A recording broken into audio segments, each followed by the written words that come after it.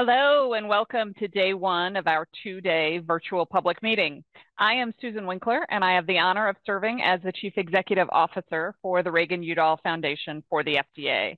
We are pleased to be working with the U.S. Food and Drug Administration to host this virtual event, and thank you for joining us today, and we hope that we will see you tomorrow as well. Over the course of those next 2 days, we will be exploring the scientific issues that arise while working with psychedelics in clinical trials and drug development. This meeting builds on concepts that were highlighted in the psychedelics guidance issued by FDA in June of 2023. So let's talk a little bit about the agenda that we have today. So in just a moment, I'm going to be turning the microphone over to Dr. Patrizia Cavazzoni from FDA to offer opening remarks.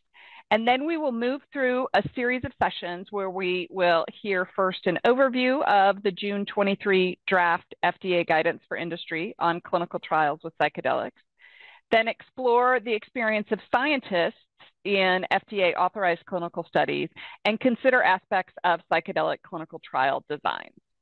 The full agenda, as well as other meeting materials, are available on the Foundation website at Reagan-Udall.org, and the link is posted in the chat. With that, I am going to get out of the way and open up with our opening remarks. And so to kick off our event, I welcome Dr. Patrizia Cavazzoni, who serves as the Director of FDA's Center for Drug Evaluation and Research. Dr. Cavazzoni, thank you so much for joining us. I'm going to go off camera and we look forward to your remarks. Good morning. Thank you, Susan, for that kind introduction. Good morning, everyone. On behalf of FDA, welcome to this important workshop. It is an honor to speak with you today. First of all, I'd like to thank the Reagan-Udall Foundation and the FDA Planning Committee for their efforts to convene this meeting. And to our speakers, panelists, and attendees, thank you for taking the time to participate in what should be a fascinating set of discussions. I should note here, and you will hear this multiple times throughout the workshop, that FDA has not approved any drugs containing MDMA or psilocybin as being safe and effective for any therapeutic use. However, we certainly recognize that there have been growing interest in the therapeutic potential of psychedelic drugs in recent years. Psychedelics are being evaluated for use in the potential treatment of a number of conditions, including depression, post-traumatic stress disorder, and substance use disorder. We also recognize that in the real world, many people are currently using psychedelics outside of clinical trials. In fact, according to the National Survey on Drug Use and Health, an estimated 3% of people aged 12 and older, or 8.5 million people, used hallucinogens in the past year. Given these realities, this workshop is an important opportunity to expand our knowledge about psychedelic clinical trial design, as well as to explore considerations for current use of psychedelics and potential future use of psychedelic drugs. In the event that a psychedelic drug is approved as safe and effective, this type of exploratory conversation on potential future use will help prepare our key partners and the patients they serve for what comes next. This workshop is part of FDA's comprehensive approach to exploring current use and potential future use of psychedelics. So I'd like to briefly tell you about some of our other recent activities. These activities broadly fall into three categories: our 2023 draft guidance, our participation in meetings on psychedelic drug development, and our support of research on psychedelics. First, in June 2023, we published the first FDA draft guidance that presents considerations to industry for designing clinical trials for psychedelic drugs. My colleague, Dr. Tiffany Farchione, will provide an overview of this draft guidance in the next session, so I will leave further details on the guidance in her capable hands. But I do want to note that we appreciate the robust feedback that many of you provided on the guidance through our Federal Register notice, and we're currently reviewing these comments. In the past few years, we have also participated in meetings and conferences on psychedelic drug developments that helped pave the way for today's workshop. For example, in 2021, we co-hosted a meeting with the Duke Margolis Center for Health Policy, to discuss developing and regulating psychedelic for therapeutic use. Finally, we're funding a few research projects on psychedelics, including one program that looks at the real-world experience of people using psychedelics. Another project aims to understand the behavioral, social, and economic factors that may influence purchase and use of psychedelics. Such projects help inform our broader understanding of psychedelics, again recognizing the importance of exploring current use and potential future use of psychedelics. Over the next few days, we look forward to hearing from stakeholders committed to advancing scientific understanding in this emerging space. We also know these complex discussions about clinical trial designs and considerations for current use and potential future use are wrapped up in equally complex issues of health equity. Throughout our speakers' presentations, our panelists' reactions, and our audience members' participations, we hope to learn from researchers and clinicians, patients and individuals with lived experiences, industry members, and federal, state, and tribal partners. And we hope this conversation will help inform the broader context and understanding around FDA's regulatory decision-making. With that, I'd like to thank you all for coming and being part of this thoughtful discussion, and I'll turn it back to Susan. Wonderful. Thanks so much, Dr. Cavazzoni, for setting the stage for our discussion today and tomorrow. So let's jump right in. Our first session is an overview of FDA's Psychedelics Clinical Investigation Guidance, and there's a link to the guidance in the chat if you have not yet reviewed that document.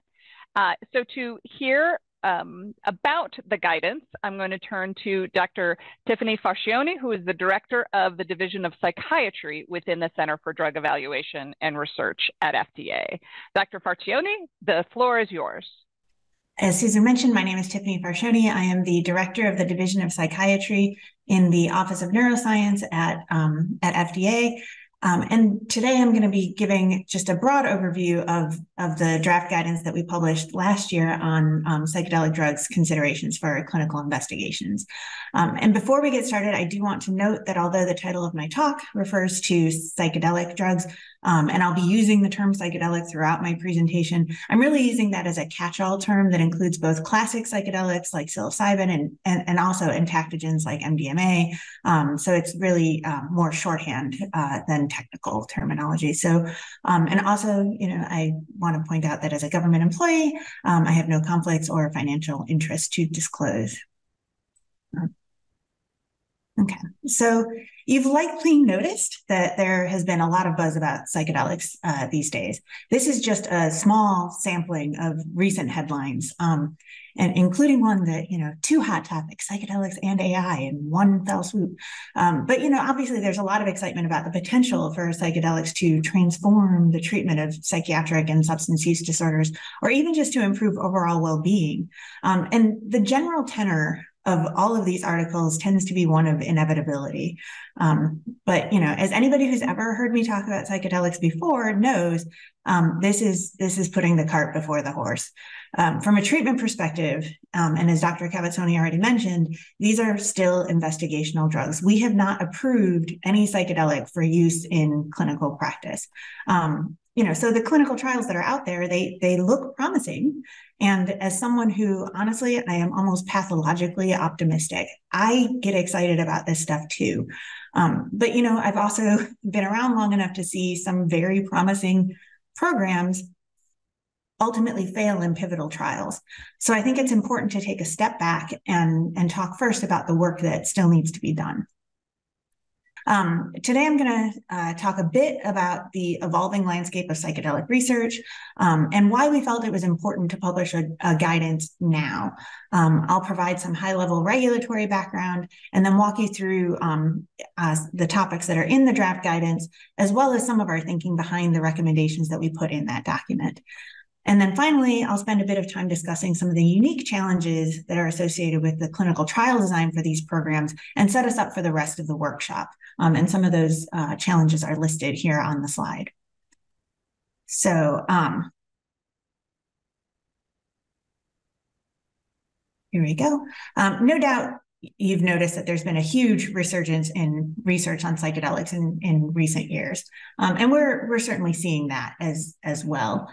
The two figures that are on this slide, those include both commercial and research investigational new drug applications, or INDs, that we've gotten in the Division of Psychiatry. That's the DP that's noted on the slide there. So that's development by pharmaceutical companies as well as studies by academic investigators, but only in our division in psychiatry. This doesn't include, for instance, studies that look at psychedelics as potential treatments for substance use disorders. Those are all in a different review division. But what you see here is that on the left, we have the number of new INDs that we've received, and then the right shows the percentage of our overall new IND submissions. So these are just the new applications. It doesn't include the number of new protocol submissions or meeting requests that we get for open INDs. Essentially, the bottom line here is that psychedelic applications have become a sizable chunk of our overall workload. But the good thing about reviewing so many protocols and development plans in a short time frame is that we very quickly started to identify some recurring themes. And we've noticed that we were giving similar advice in response to similar issues across multiple programs and sponsors. So we started to keep track of that advice in an effort to maintain some regulatory consistency. And then ultimately, it just became clear to us that the most efficient way to disseminate our advice to all sponsors and investigators in this space was to publish a draft guidance. So for those of you who are outside of the pharmaceutical industry, you may not be familiar with FDA guidance documents. And essentially, these are documents that describe our current thinking on any given topic. They aren't legally binding, but they do represent our best advice and are intended to be helpful and to provide transparency in our decision-making. So there are all sorts of guidance documents covering all sorts of topics, but you can easily search on our website to see if we have any advice to offer on the particular topic you happen to be interested in. So just to give you an idea, I have a few examples of guidance documents related to clinical trials. So to support a marketing application, a company has to provide substantial evidence of effectiveness for the drug. And we have a guidance that describes in detail what that means and how it can be demonstrated.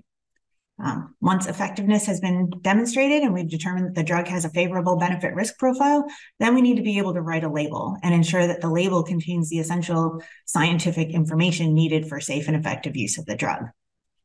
That label needs to include information about the disease or condition that the drug is intended to treat, the dose and frequency of administration necessary to achieve a therapeutic effect, a description of the risks associated with the drug and how those drug risks can be mitigated, and then as well as information about the adverse reactions that were observed in clinical trials. And of course, we need to be able to describe the clinical trials that supported approval, including a description of the design, the endpoints, the results. So basically, I'm showing you all of these guidances as a reminder that the framework that we use to evaluate every other drug development program applies here as well. And now, we have a guidance that specifically outlines some of the foundational constructs that all sponsors, including academic sponsor investigators, should consider when studying the therapeutic potential of psychedelic drugs. So over the next few slides, I'm just going to walk you through the advice that's in that guidance. So the document is organized in what I think of as a translational order. So we start at the bench with chemistry, manufacturing, and controls. And from there, we move to animal studies with our non-clinical advice.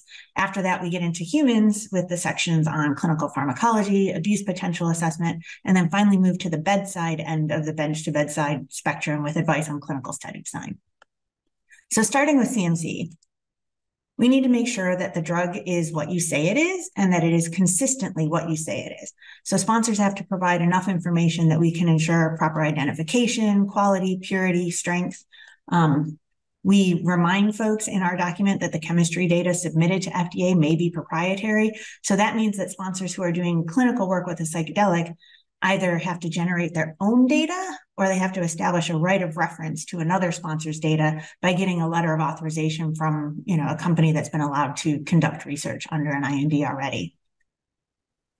And then we also referred sponsors to our botanical guidance to help them determine whether their investigational product would be considered a botanical or not.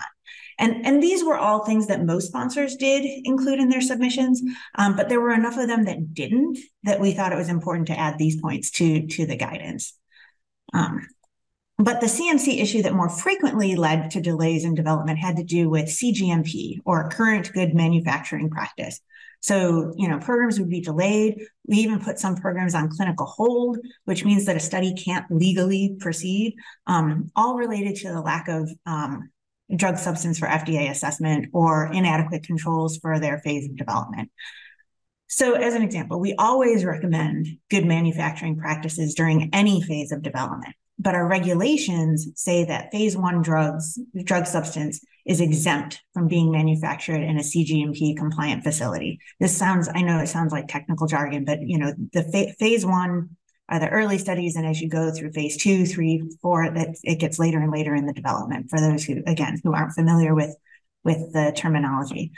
So as the drug production is scaled up and the batch size increases, quality controls become more stringent, and anybody who is conducting a study that's either exploratory or proof of concept in patients with a psychiatric condition, we consider that a phase 2 study. So that means it has to be manufactured in a facility that meets CGMP standards.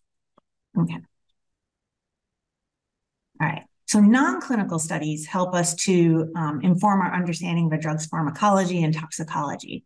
And these can include acute, subacute, chronic toxicology, developmental and reproductive toxicology, carcinogenicity studies, and more. So our regulations are inherently flexible, and the exact types of studies that are needed to provide this data aren't specified. But the types of studies considered appropriate to address these issues are largely described in FDA and International Council on Harmonization guidances. We've allowed clinical studies with certain psychedelics and entactogens to proceed even in the absence of typical animal toxicology testing, but only if there's been extensive human exposure to that specific drug in previously conducted clinical studies, and there weren't any serious safety concerns from the trials. We also include a note in the guidance about evaluating serotonin or 5-HT receptor binding. This is important because we know that psychedelic drugs have 5-HT activity, and we know that 5-HT2B receptor binding has been linked to heart valvulopathy in humans. So this has implications for the design of certain non-clinical studies. And then finally, even though current psychedelic drug development programs are exploring mostly single dose or intermittent dose treatment paradigm, most of the conditions that are being studied, at least in psychiatry, are for chronic disorders like major depressive disorder, PTSD. So I want folks to bear this in mind when we talk about durability of treatment response later today. This is a major unanswered question. So until we know how long a treatment effect lasts and whether and how often redosing might be necessary, we don't know yet whether chronic toxicology studies are going to be required for these programs. All right, so clinical pharmacology. These are the studies that help us to characterize the pharmacokinetics and pharmacodynamics of different drugs. And in this section of the guidance, we remind sponsors of the need to evaluate food effect of drugs, drug-drug interactions, drug-disease interactions, like studies in organ impairment and so on. We note, again, the potential for cardiac valve stiffening with long-term exposure to 5-HT2B agonists. And for now, we just recommend excluding subjects who have pre-existing valvulopathy or pulmonary hypertension from multiple dose studies until we can better characterize that risk. So this is another area, again, where we'll be able to give better advice when we have a better idea of the ultimate dosing paradigm for any given drug. All right. So we also highlight a few potential pharmacodynamic drug interactions for sponsors to consider when designing their trials. In the document, we note that chronic use of SSRIs or MAOIs might reduce the effects of a psychedelic drug, and that chronic use of tricyclic antidepressants or lithium or acute use of SSRIs and MAOIs might potentiate the psychedelic effects. And we list these not to say that you should exclude people who are on these medications from your trials, but rather it's to make you aware of the potential interactions so that you can consider this when designing your studies, consider the potential impacts on the data, and plan accordingly. And finally, we make the very important point that the dose-response relationship for most psychedelics is really poorly understood, and that it's important to characterize this relationship in your clinical studies, both for safety and for efficacy. So there's a fair amount of information in the guidance about the abuse potential assessment, and I'm not going to go into a lot of that here. But bear in mind that an abuse potential assessment must be submitted with a new drug application for any central nervous system active new molecular entity and for drugs that are already controlled under the Controlled Substances Act. And psychedelics meet both of those criteria. They are currently classified as Schedule 1 under the CSA because they have a high abuse potential and don't have a currently accepted medical use. But if one were to be approved, the abuse potential assessment would assist in determining an appropriate rescheduling action. So it may be possible to use published literature to support some aspects of the abuse potential assessment if the drugs have been well characterized in previous studies. And our guidance on the assessment of abuse potential of drugs describes everything that's needed for an abuse potential assessment. But one thing that's important to remember is that if you are conducting research with a Schedule 1 drug, you do need a DEA registration in order to legally do that work. All right. So now we're going to get into the actual clinical trials themselves. And as a reminder, the standard for substantial evidence for psychedelics is the same as it is for any other drug. But what does that mean? So typically that means 2 adequate and well-controlled clinical studies.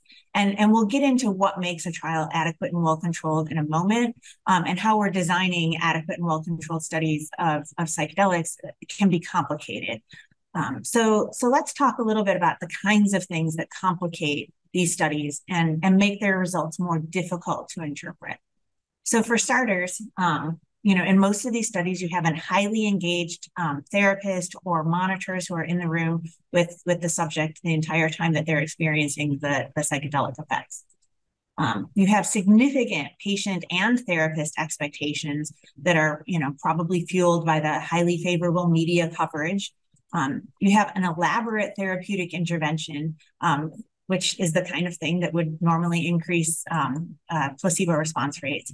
And then there's also dramatic functional unblinding. So people who've gotten a psychedelic generally know that they've gotten the active drug because of the intense perceptual disturbances that they experience. And then finally, psychedelics also appear to have some unique suggestibility properties. So, in that context, what's the therapeutic impact of telling patients this is really going to help you when they're in that suggestible state? So each of these elements can impact the therapeutic response. So it's important to tease out the contributions from these various issues in order to avoid, ultimately approving a placebo that's just wrapped in a complex therapeutic milieu. So our draft guidance addresses some of these concerns and provides some suggestions for managing the issues in clinical trials. But it's important, I think, for us to note that we don't have all the answers. Like we don't have a specific recommendation for how to do these studies the right way. That's why we describe trial design elements for sponsors to consider rather than characterizing them as best practices or standards in the guidance. All right, so let's talk a little bit about those adequate and well-controlled studies that contribute to substantial evidence, and will ultimately be described in the clinical study section of a label if the drug is approved. So the features of an adequate and well-controlled study are described in the Code of Federal Regulations. So that means that, not only, so that they're not our current thinking or helpful advice, they're binding.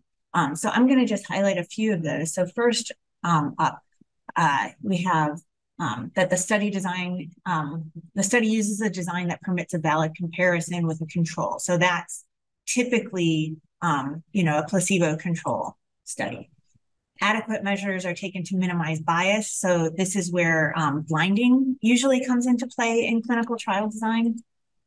And then the methods of assessment of a subject's response are well-defined and reliable. So that's basically the endpoints that you're using in the study, like having, specific rating scales to assess symptoms. It's not enough in a clinical study to just say, do you feel better? And it's a yes or no. And like, if you have more yeses, that's good enough. Like that's not good enough. So that's as much as I have to say about methods of assessment for now. We do, of course, have a guidance related to clinical outcome assessments as well, but it's not covered specifically in the psychedelic guidance. So I'm not going to talk about that anymore today. But I am going to talk about these first two bullets in a little more detail because they are covered in the guidance. I will note that they overlap and are interrelated, but I'm going to try to separate them out a bit for the purposes of the talk. So let's start with the design that permits a valid comparison. So even though I've split these two topics, again, like I said, they do kind of bleed together. And various sponsors have taken various approaches to dealing with this, each with its own set of pros and cons. So in the context of psychedelic drug development, the use of a traditional placebo as a control can be problematic, in part because, the subjects who are getting the active drug experience that functional unblinding that I talked about earlier. But also in that context, a subject who gets a placebo, when they have high expectancy, they might actually experience what's called a nocebo effect, which it basically means that, they realize they didn't get the active drug. And so then they end up feeling worse. So, some psychedelic researchers have used other psychoactive drugs as active comparators, things like methylphenidate, benzodiazepines, or even just niacin because of the flushing effect. But, this introduces a difficulty because you have to pick a drug that has similar subjective effects. And let's be frank, nothing really has the similar subjective effects of a, profound perceptual disturbance that you see in psychedelics, but also that the drug is not known to be therapeutic for the condition you're trying to assess. So it gets complicated. Another potential alternative is the use of subperceptual doses of psychedelic drugs. And so, they may still have some psychoactive actions, and that could reduce the statistical power and increase your likelihood of a type 2 error, which again, I realize is very technical, but, it's also possible that, you could have a dose that has a therapeutic effect, even though you think it doesn't, so it's not really a control. But in some cases, a lower dose of a psychedelic can actually have a negative or aversive effect. So those are all things to consider when you're trying to choose your comparator in a study of psychedelics. All right. So, we've said this a number of times, it is extraordinarily difficult to blind these trials. So in the guidance, we offer some suggestions in order to help minimize potential biases. So, we talk about using a blinding questionnaire. So that can be helpful, not necessarily to reduce the biases, but at least to assess the impact of any unblinding. Another strategy is to use video or central raters who are blinded to treatment allocation, and then also preferably to visit number. Video ratings can also allow for some quality control because you can make comparisons between raters and calculate inter-rater reliability scores. And then in traditional trials, with the exception of the pharmacist, everybody is blinded to treatment allocation. And here in a lot of, the psychedelic sessions, the therapist who's monitoring the session can also usually figure out the treatment assignment by observing the patient's behavior. So, sponsors could consider having one person serve as the in-session monitor and a different person involved in the post-session psychotherapy. So We did get a lot of comments about this suggestion. This wasn't, our preference is, this is our suggestion is, because we recognize that there's a potential trade-off here. So having the same person serve in these two roles could impact efficacy because of their knowledge of treatment, could bias the delivery of therapy and tip the scales in favor of the drug. But then also using two different people might disrupt the therapeutic alliance and then downstream possibly diminish the overall treatment effect. So, that said, the contribution of psychotherapy to the overall treatment effect hasn't been characterized yet. So if you are incorporating any type of therapy in your trials, you really need to describe your plan for minimizing bias in the trials. So I think, one other option that is out there is that, a dose response trial is another type of adequate and well-controlled study that you could conduct that, it really offers a potential alternative to some of the traditional models with, placebo or with, having an active comparator. If there is no placebo group, now, if you have multiple different doses, at least 2 doses of the drug are compared. This can serve as one of the adequate and well-controlled trials, and could potentially solve some of these problems using different complementary designs. So one placebo-controlled trial to help us assess safety, a dose response trial can help with, the efficacy assessment, but that could be one strategy to demonstrating substantial evidence. So your substantial evidence doesn't have to be, 2 trials designed exactly the same, I guess is the bottom line take home point there. So I think that other than the psychotherapy section, the section of the guidance that got the most public comments was the section on monitoring requirements. So I want to talk a little bit about our thinking behind the current requirements, which you see listed up here. So, we're very concerned about subject vulnerability during the psychedelic session. Subjects who are receiving active treatment with a psychedelic drug can remain in a vulnerable state for, as little as a few minutes with certain fast-acting drugs to as long as, like 10 or 12 hours even. So we've required that every psychedelic session has 2 monitors. And, we've framed this as a safety issue because, then we can put trials on clinical hold if we feel like it's not safe to proceed with that trial. So we've said that at least one of those monitors has to be somebody with graduate level training, clinical experience, psychotherapy, and licensed to practice independently. We want to make sure that somebody has their professional license on the line when they are in the room with that patient. And then you'll also note that the credentials here for both the lead monitor and the assistant monitor involve training and experience in psychotherapy. And we felt that was important because if a subject is having an aversive experience, that training in psychotherapy and that experience in a mental health setting will leave them well prepared to de-escalate the situation.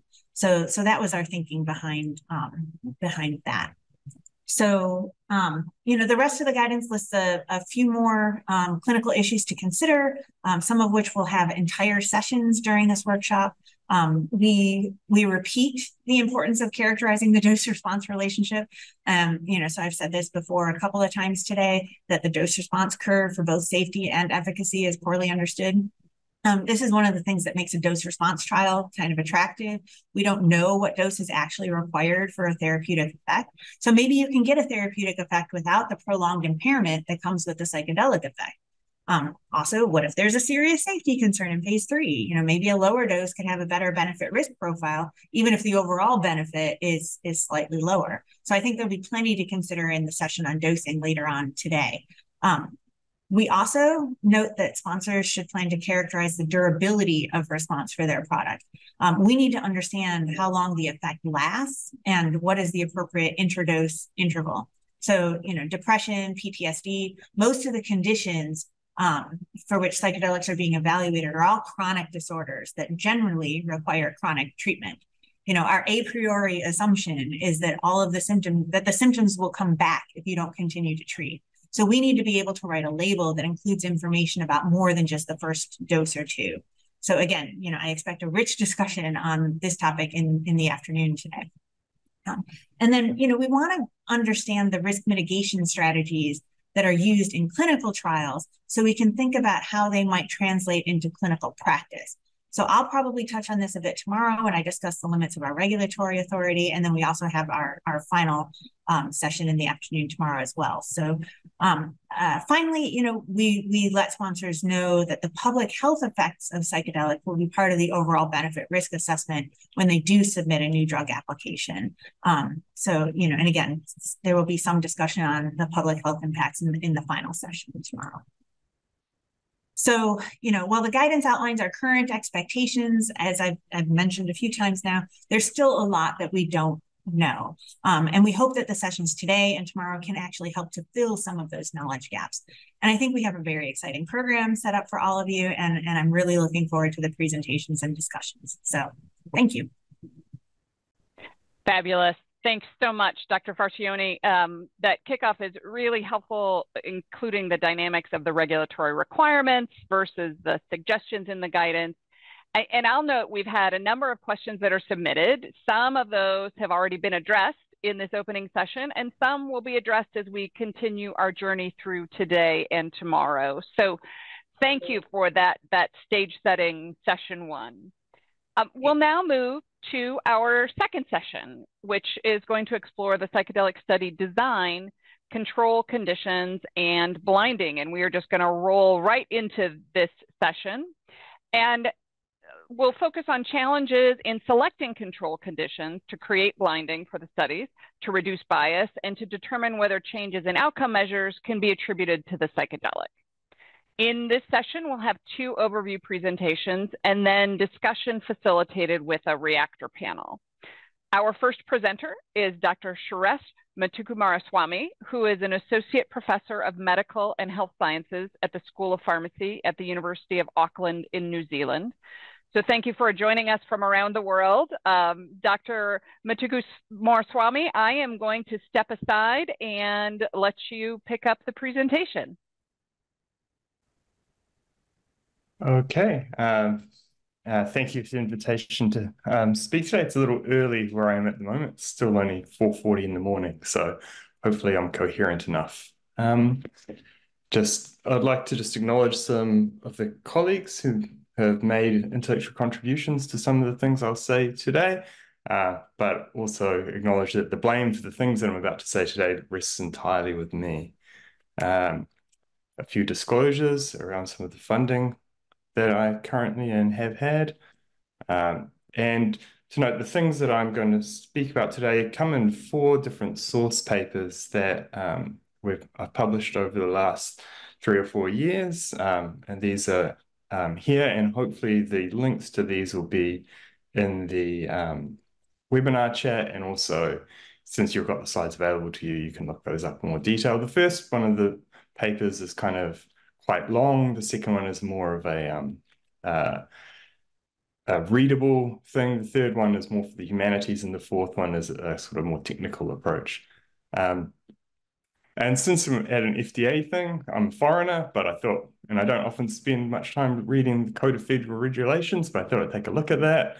And it's kind of informative for what we're about to talk about. So to establish a drug's effectiveness, it is essential to distinguish the effect of the drug from other influences such as spontaneous change or the placebo effect. And this is the basis for an adequate and well-controlled investigation. And then they go on to say poor execution can render a trial of any design to be not adequate or well-controlled, an example being a randomized double-blind placebo-controlled trial in which unblinding is common due to the effect of the test drug. And that's going to be the topic, really, of my talk today.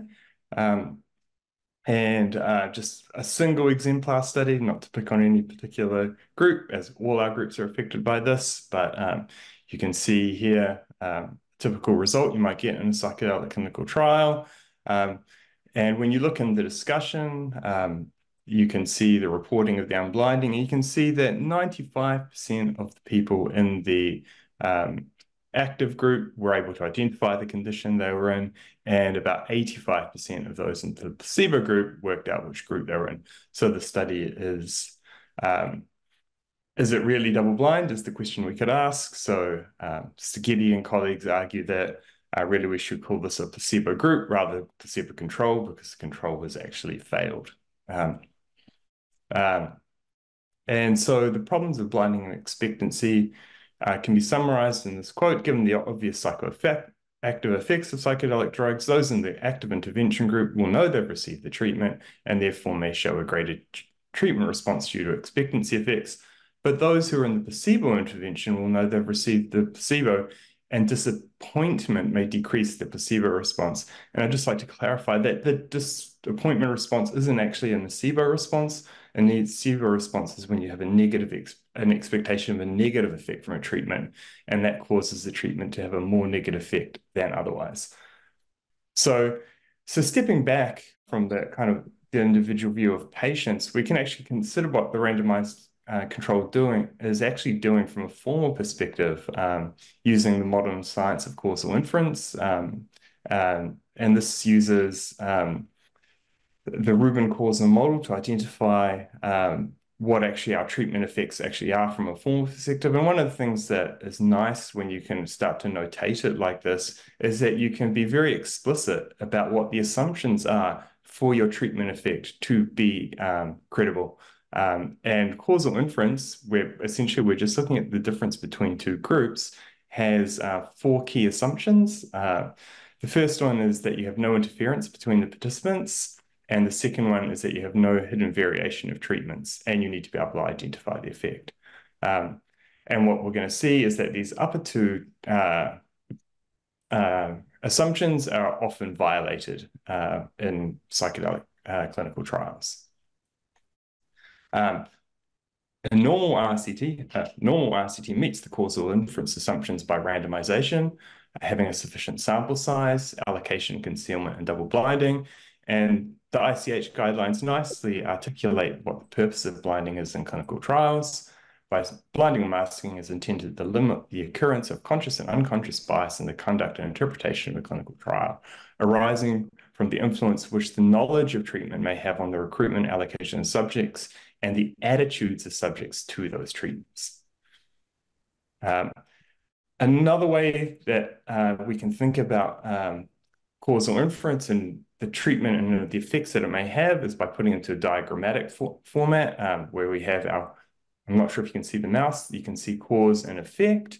And one of the things we're looking out for is things that might confound our cause and effect. So that's kind of what a basic causal diagram looks like. And if we then think about what actually happens during treatment, we can kind of flesh it out a little bit further to this causal model for treatment, where we have treatment might get offered, treatment might get received and has a clinical outcome. We have confounders that maybe influence those that might seek treatment and the responses. When they receive the treatment, they might have blinding effects, and they'll have an expectancy, and blinding will interact, and that will also affect the clinical outcome.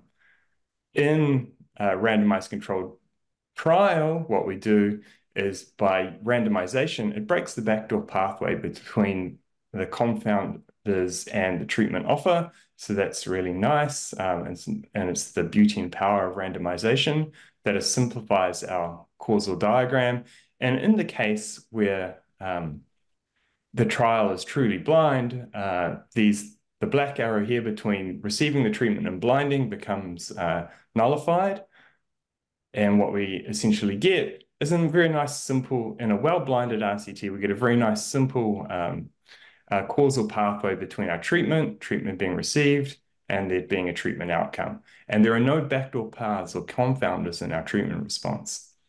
And so the intention to treat effect is the pathway between treatment offer, treatment received, and the outcome. And then what we can see is that the placebo treatment would be C plus E, and the active treatment with the blinding would be C plus E plus A. If you subtract the 2, then what statisticians would say is you can identify the treatment effect. When, however, our blind gets broken, we can formalize the logic here. And our placebo treatment with the blind is C plus E, and our active treatment with no blind is C plus E plus A plus EXP. And what you realize is when you try to look at the difference between those conditions is that you cannot distinguish the treatment effect A from the expectancy blinding interaction. So the treatment effect cannot be identified in a two-arm trial with a broken blind. So we cannot distinguish the treatment effect from the placebo expectancy effect. And if we go back and we consider that scientific standard again, to establish a drug's effectiveness, it is essential to distinguish the effect of the drug from other influences such as spontaneous change and the placebo effect. So it is essential to distinguish the effect of the drug from other influences such as the placebo effect, but quite clearly, the formal logic demonstrates that we cannot when our blind is broken. It gets more complicated than that because actually what I've put in the diagram is quite a simple thing. The treatment, as the previous speakers alluded to, actually the treatment's pretty complicated. And this A-get is actually a pretty complicated evolving temporal sequence of interactions between the patient and the therapist. And actually, if we'd able to see the video that I'd played, you would have seen actually that the therapist would keep treating or interacting with the patient who was in the placebo group quite differently to how the patient in the active group was getting. So they are getting differential therapy, and this violates the consistency assumption. So it's unclear that therapists are always treating the patients in the different groups the same. And so this is another violation of the causal inference logic. And so this can lead to differential therapy, and that will lead to differential therapeutic alliance. And we know that therapeutic alliance is one of the largest predictors of clinical effect in psychotherapy. So the content of psychedelic therapies as well can be a little strange if you're in the placebo group, because often they invoke reflection on mystical experiences, etc., etc. And in the case of non-interference, if we zoom out a bit and take our causal diagram, but now we think about it maybe like a block design in a single trial or maybe across trials, what we get is actually contamination effects that can actually occur across trials because the lack of blinding now lets a gateway in for one trial or one patient to contaminate other patients. And we articulate this in this paper here. And I think Michael Pollan's getting quite a lot of advertising today. So here's another picture of him. And Tazeen Noorani coined the phrase the Michael Pollan effect. But what you can have is the proceduralizing accounts of one patient, maybe on social media or through the various media, then can get amplified and actually contaminate or have what epidemiologists would call a contagion effect. And these contagion effects can cause intra and inter-trial contamination of our treatment response. And some of the examples of violations in the non-interference assumption might be group therapy, participants forming integration groups. You might have this way that you're sampling through maybe snowballs or self-selection. And of course, you've got media hype and concurrent trials going on in the background there. So these can all lead to violations in the non-interference assumption. One of the things what we might want to think about is whether treatment effects should be stable to this kind of expectancy and hype contagion that can happen. So I think these authors will be speaking tomorrow, and they all argue that that we'll probably reach when the bubble bursts, we'll reach some kind of plateau. But this kind of, in our view, this ignores contagion effects. And so it's entirely possible that the placebo and treatment effects in these kind of where our treatment effects can be so influenced by the media landscape and is that they might bounce around. The size of the treatment effect might bounce around with the kind of political and social landscape. And so how do we know that psychedelics will still work or work as well when the media landscape perhaps sours on psychedelics? We may end up in a situation where harm gets amplified. And I think typically when medical interventions are approved, there's the assumption that they're going to be stable over time. So we articulated this in this quote. There's been argued that there's no pragmatic need to separate expectancy effects from true treatment effects in psychedelic medicine. However, such an approach creates the unusual situation where the efficacy of a medical intervention is unstable over time and potentially at the whim of the social zeitgeist. And if I was the person who was paying for psychedelic therapy, like an insurance company or healthcare provider, I would be concerned to know that my treatment effects post-approval are going to be the same size as what they were at approval time. Otherwise, the economics might not make sense. So just to summarize some of these issues, you have violations of the non-interference assumption, the lack of ability to identify treatment effects, and the fact you have differential therapy. One of the and this disappointment in expectancy effects can lead to effect size overestimation. One of the things that kind of clues that you can see where unblinding is probably happening in trials is actually if you look at the control groups and you have these kind of muted, and I'm not going to name the sources of these papers, they're just typical examples, but what you can see is these pretty small placebo responses, and often in the placebo group, and this is probably because the placebo group have worked out they are in the placebo group, and you can compare these to placebo responses for like well-blinded interventions where the placebo responses will typically be much larger, like 2 or 3 times larger than what you would see here. And that's kind of a clue for the reader that probably something unblinding is going on. And once you have an unblinded RCT, you might just say, well, it's now essentially an open label trial, but it's not actually, because in an open label trial, participants fully expect to get the intervention. Whereas in a double-blinded RCT, patients are like, am I getting it? Am I not getting it? And given the proposed importance, but never verified importance of set and setting, it's not a given that the deblinded RCT equals an open label trial equals real-world treatment. That's a big assumption. And one of the things I'd like to stress in this talk is that the expectancy is shaped by the information given to participants. What are we actually telling people about the trials, and what answers are they being given back by the research team? And this is all, of course, given in information sheets and advertising that we almost never see. You see publications, but you almost never see the information. This is really important because it's going to shape the clinical response when a trial becomes unblinded. And so it becomes, and if you can't see this kind of information, it becomes really almost impossible to actually interpret the data because you don't know like what the participants know about the format of the general trial itself. Patients ask questions, and what answers are they being given? So I'd suggest that we need to be much more transparent about providing this kind of information to readers. And we know stunningly little about what participants think about having their expectations met or not when they're engaged in a psychedelic RCT. And this certainly needs much more detailed investigation. I would suggest that measurement of deblinding should be mandatory, else we just have no readers and evaluators have no idea the extent of the problem. There's various ways to do this, but it depends on the design of the experiment. And there are various designs for these things, and you can look these up in our source paper, and some of them are good and some of them bad, but I don't really like to think about design too much because we think about that and what should be appropriate placebo a lot. What we don't talk about is how the design interacts with the patient-facing materials, and that's what I think we really are not addressing as a field.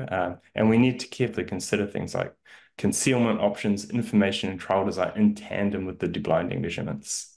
I'll skip over that one and just come to a conclusion that deblinded trials can't distinguish between placebo and treatment responses, and interference, consistency, and contagion effects contaminate probably all of the existing psychedelic RCT data.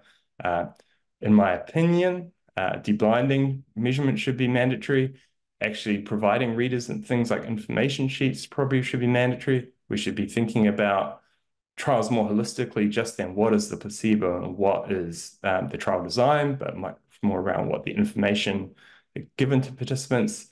And just to close off, I'll let you read this quote from Sidney Cohen, one of the great researchers of the first wave of psychedelic research, and who I have Turned out they've basically ripped off his ideas for the last couple of years, but you can read the quote. But he says here, the difficulties in others of running psychedelic trials are the reason why decisive testing of the efficacy of LSD has not yet been performed. These problems are great but surmountable. Hopefully this investigation will be done one day. And this quote was in 1964. We are now 60 years later, and we have not done this trial yet. And that will be the conclusion of my talk. Thank you very much. Well, I have to say, since you're joining us from February and the next morning, that was just fascinating and so helpful, Dr. Muthukumaraswamy. Thank you for joining us and grounding us in some of the important information about communicating with participants and just some important dynamics. We'll let you step away. We'll turn to our next speaker, and then we'll invite you back for the panel discussion in just a bit. So let's turn to our second speaker of this session, who is Dr. Franz Vollenweider, who's the Chief Psychiatrist and Co-Director of the Center for Psychiatric Research at the University of Zurich. Dr. Vollenweider, I'm going to turn the program over to you. Thank you so much. It was a pleasure to hear Suresh, which work I know well, and I'm happy that he took over the highly statistical part. So what I wanted to introduce today are some thoughts about what we are doing currently in psychedelic research, also from a practical point of view, what can be done, and where do we stay, and where should we go for. And what I wanted to show you is we have a long history in Switzerland, because on one hand, LSD was discovered in Basel, and then later on in the 60s, Hofmann also discovered and synthesized psilocybin, which is used now as quasi a standard in the psychedelic research.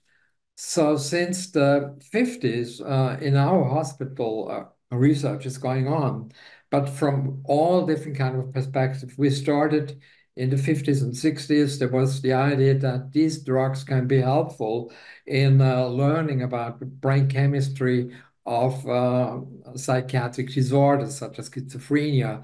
But happily, Bleuler's son, who coined the term schizophrenia, said, no, this is not a schizophrenic patient, it's a volunteer under this drug. So from that moment on, also a number of initial studies were done in Switzerland into depression, particularly using LSD. And later in the 60s and 70s, they used also psilocybin.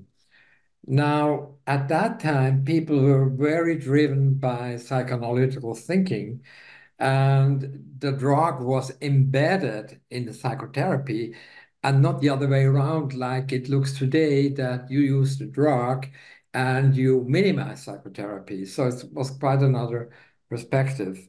So in the late 70s, beginning of 80s, there was a group at a hospital. They were interested in the common denominator of all the states. Psychedelics is just a small part. They studied hypnosis, meditation, sensory overload, sensory deprivation, and that had led to the 5D ASC rating scale, which is widely used in many of these ongoing psychedelic studies. Over the years, when I joined the institute in the beginning of the 90s, in 92, we started to revise this kind of rating scales, to refine them, and just recently there came out a very brand new form. It has 13 dimensions that try to catch the acute experience independent of the inducer.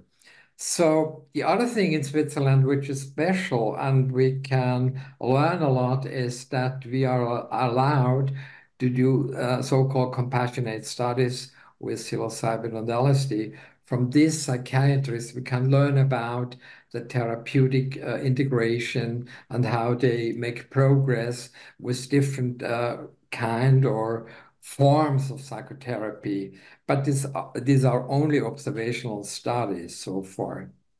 Now, when we started, we were also very interested to understand in particular the biological mechanism behind psychedelic drug action. And one of the first breakthrough quasi was when we sorted out the many receptors that may primarily involved in the psychedelic experience. And it turned out in the beginning of the 90s that the serotonin 2A receptor is responsible.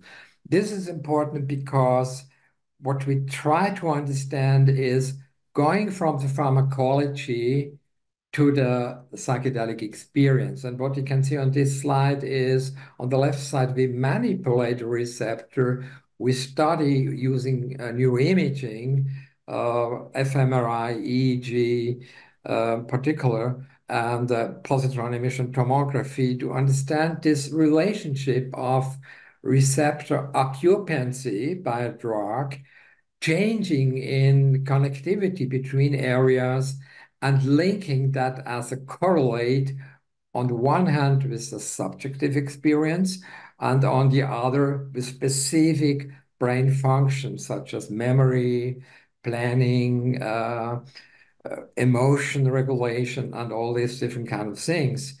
And we made quite progress, and it is quite sure, together with many ongoing research, for instance, with Gitte Knute in Copenhagen, that the amount of psilocybin that sits on the 2A receptor correlates with the change in the psychological experience, and in our hands also with the network and the connectivity. So why is that important? This is important that we think that you cannot manipulate this kind of biological relationships just by mental activation and expectation. So that would be a big step forward if we would come up with the kind of biomarkers.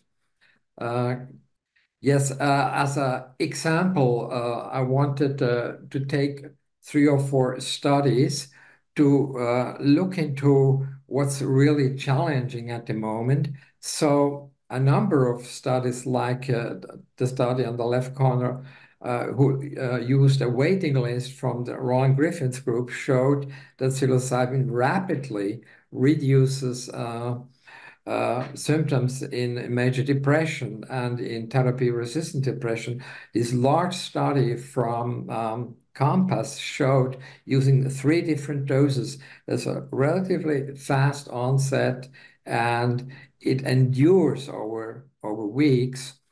And then the most new study from the Usona Institute in MDD showing also that psilocybin compared one dose with placebo, which was an active placebo. Niacin shows a rapid decrease in symptoms. And our own study, we used inactive, quasi an inert placebo. It was really kind of sugar compared with psilocybin. What you can see is then it endures. We followed up, for instance, our patient for 3 months. The Usona study also for a few weeks, and a long time has been suggested that this symptom reduction endures 2 to 3 to 4 to 5 months. So it's difficult to say what's the mean. I would say it endures about 2 to 3 months. What does this implicate? It shows that it's very complex to give a second dose after initial dose. When should you start the second phase to test, for instance, different doses, or in a crossover study, first placebo, then the active dose or the active drug, and then placebo. So at the moment, all these designs look like phase 1 studies. And what you also see is that, for instance, in therapy-resistant depression, there's a relatively small decrease in symptoms, depending on dose. In this case, 25, 10, I think, and 1 milligram. In the Usona study, 25 milligrams. In our study was a moderate dose, about 15, 18 milligrams. But the difference you can see is On the right side, we have major depression, medium to moderate extent of the symptoms.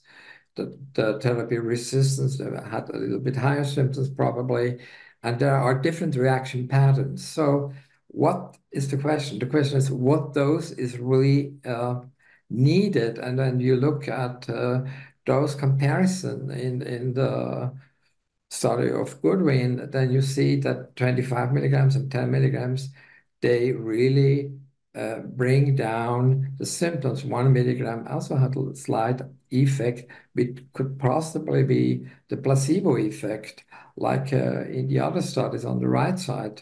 So what was clear that blinding was broken in all these studies and reported in the USONA study very nicely.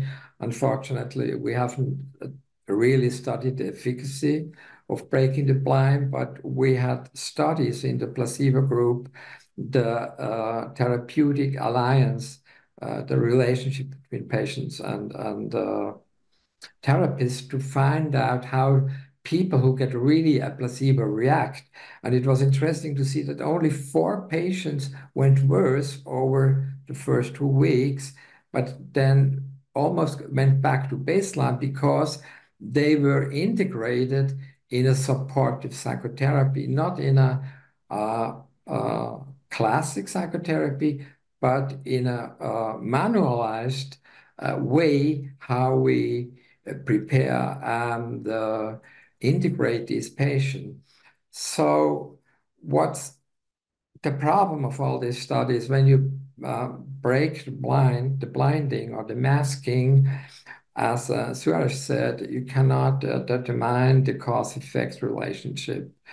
And it's a threat to the validity of a study. I don't have to go into details because Suresh showed so much, but what is interesting is that we have a placebo response. You see that on the right side. And that also includes the regression to the mean. So you do nothing with the patient. You do not treat him. So the symptoms can go in some patients down and some up, and you have a regression to the mean. There's spontaneous remission, and there's also response biases. And then you have the so-called placebo effect, which depends markedly on the expectancies, the conditioning, the suggestion, the belief system of the patients. So it's the whole package. You want to really tease out in a placebo versus drug study the placebo effect. You would have to do a study where people are not treated, that you see on the upper right corner. To uncover this would take an additional no treatment control group. That is ethically difficult. You have to think about how you organize that. But the most threat to the validity of the study is breaking the blind condition, and the other is the influence of expectancies. How do you control the efficacy of this? And the recipe or suggestions that came out of a number of recent reviews on that problem is we have to assess blinding efficacy using a parametric scale, for instance, visual analog scales, where you have yes or no, and everything between the probability we can bring into a kind of correction into the analysis. And the other is the assessment of the expectancy. There are rating scales here, like the CEQ or the SETS, well-established scales. It's not just the in-house made rating scale. It has to be, you have to compare these things with other studies. So what is a little complicated, but it's just a practical thing how it goes in a clinical trial. The expectancy starts also with the study advertisement and the patient information, and then with the inpatient screening. So the assessment has to start relatively early, maybe before you give the drug. it's also very important how you inform the patient. And here, what comes here in is a certain, on the one hand, selection bias, how you sample your patients. Maybe you should take only drug naives, or you should really know and understand the previous experiences. And you say there has to be in a certain period where people are not allowed to take drugs, so you exclude them. But this brings in all different kind of biases. What I want to show here is that we found in our studies, we have done a number of dose response studies using imaging or not imaging or EEG. Dose is the most responsible driver for the acute drug response or the psychedelic experience. But it's certainly shaped by a number of non-pharmacological factors. You see on the left side, we have statistics done in about 300 to 400 single trials, double-blind, and we see that personality traits has an effect, previous experience, age, and particularly, and this is in understanding, interesting, emotion regulation. People that can accept their emotions, they drive into a positive experience, while, for instance, people that suppress emotions, they have or rather a negative experience. Now, what's the mechanism that people suggest nowadays is that the psychedelic experience is important for the outcome. But you could also say that the drug level is the primary thing, and the psychedelic experience is not that important. So the assessment of the therapist's expectation has to go time by time. So this idea that mystical type experience is the main driver is a question, and it's a question because the measure assess alterations in self-experience and alterations in emotions that led us to use specific neurocognitive markers like emotion regulation paradigms and paradigms for social recognition or social interactions and empathy measures, which are more similar, altered, that can be influenced by psychedelic drugs. The question is how long does the change last when we give psychedelics, when we do baseline measures. You can see this on this slide on the left side, 25 milligrams of psilocybin gave this reduction. 10 milligram in another open label study also made a marked reduction and explained a lot of the effect of the outcome. Now, what is the best dose? The question of the workshop is also what kind of dose. And you see, I would suggest that high dose compared with a medium dose and then a low dose is a certain approach.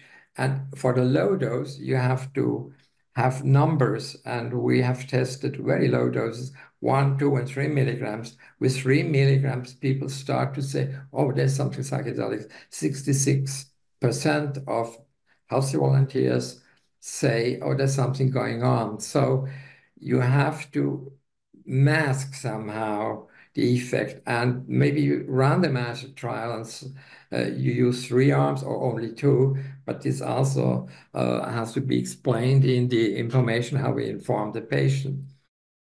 Now we can improve that in so forth that we look at potential biomarkers, immunomarkers and stress markers we have seen are altered by psychedelics. So we have baseline measure, and we do that 2 days later after 2 weeks. We have seen that emotion regulation, rumination, self-processing, task are nicely stable modulators for psychedelic drugs. You have to test a little deeper the dose dependency and change in connectivity and such are potential neuroimaging markers or paradigms for emotion regulation. In fact, what we have seen is that in our depressed patient that giving 1 dose of psilocybin really alters emotion processing. Now we try to understand how this is linked to neuronal activity and changes in connectivity. And there are some really promising markers that can add a lot to the clinical observation. Just on the left side, there are different kind of active placebo. Here we have to think about what do we want to mimic if we take amphetamine-like stimulants, or we modulate emotion and don't hit the psychedelic spectrum of all this experience. We have a chance that we can reduce the expectancy effect. And on the right side, there are different designs and rich designs where we can study, for instance, how is the drug embedded in psychotherapy. We split the patients. One has only 7 hours, the other get 14 hours. They're all different kinds of enrichment things, and that may be the most important. As I told you, blocking the 2A receptor, we have shown that wishes out decreases all the psychedelic symptoms in a dose-dependent manner, but it also activates the glutamate system, for those who are not in the field, and drives neuroplasticity. And now many people say we don't need 2A effect, we just need the glutamate effect, or let's say the neuroplastic effect. And it seems that psilocybin does, independently of activating the 2A receptor, just stimulate neuroplasticity. But how is this neuroplasticity linked to symptom improvement? That's a question mark. And our own animal studies give a hint what could be altered, for instance, deep in the regulation of fear and emotions, but this has to be sorted out. So one thing is that we do pre-treatments.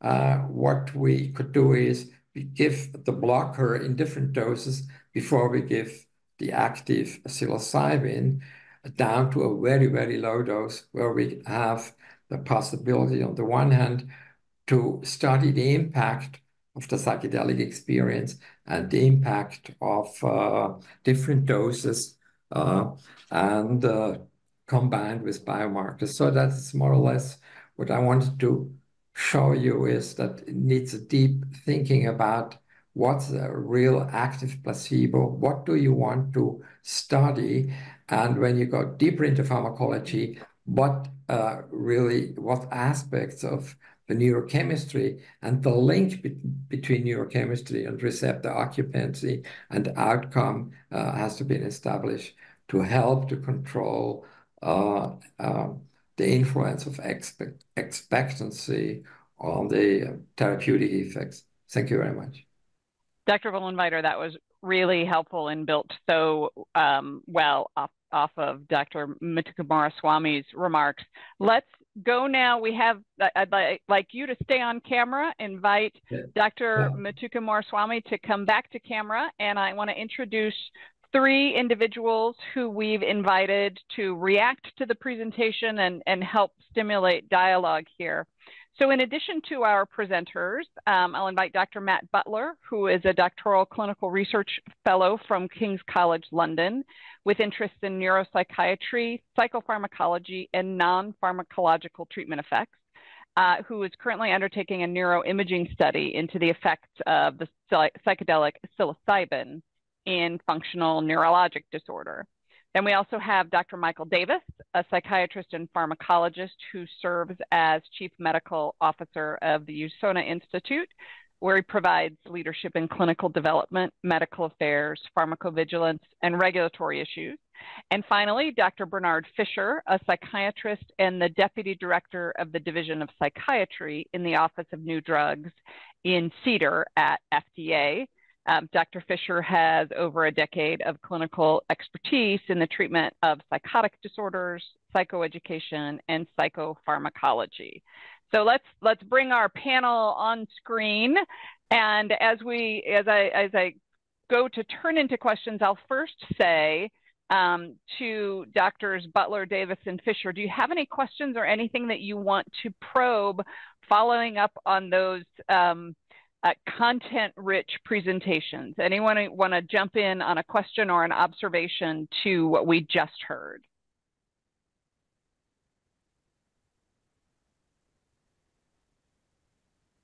All right. If no one does, well, Dr. Fisher, you unmuted.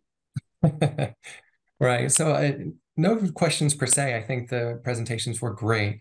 One remark, just to kind of summarize where we are, it does seem, that this is a rare spot we're in where we have a drug class where we have so much human experience, and yet we know so little about these drugs and why they work, if they do. The positive effects that we've seen, we don't really know what causes that, what's necessary and sufficient for that. Is it some kind of a serotonin effect?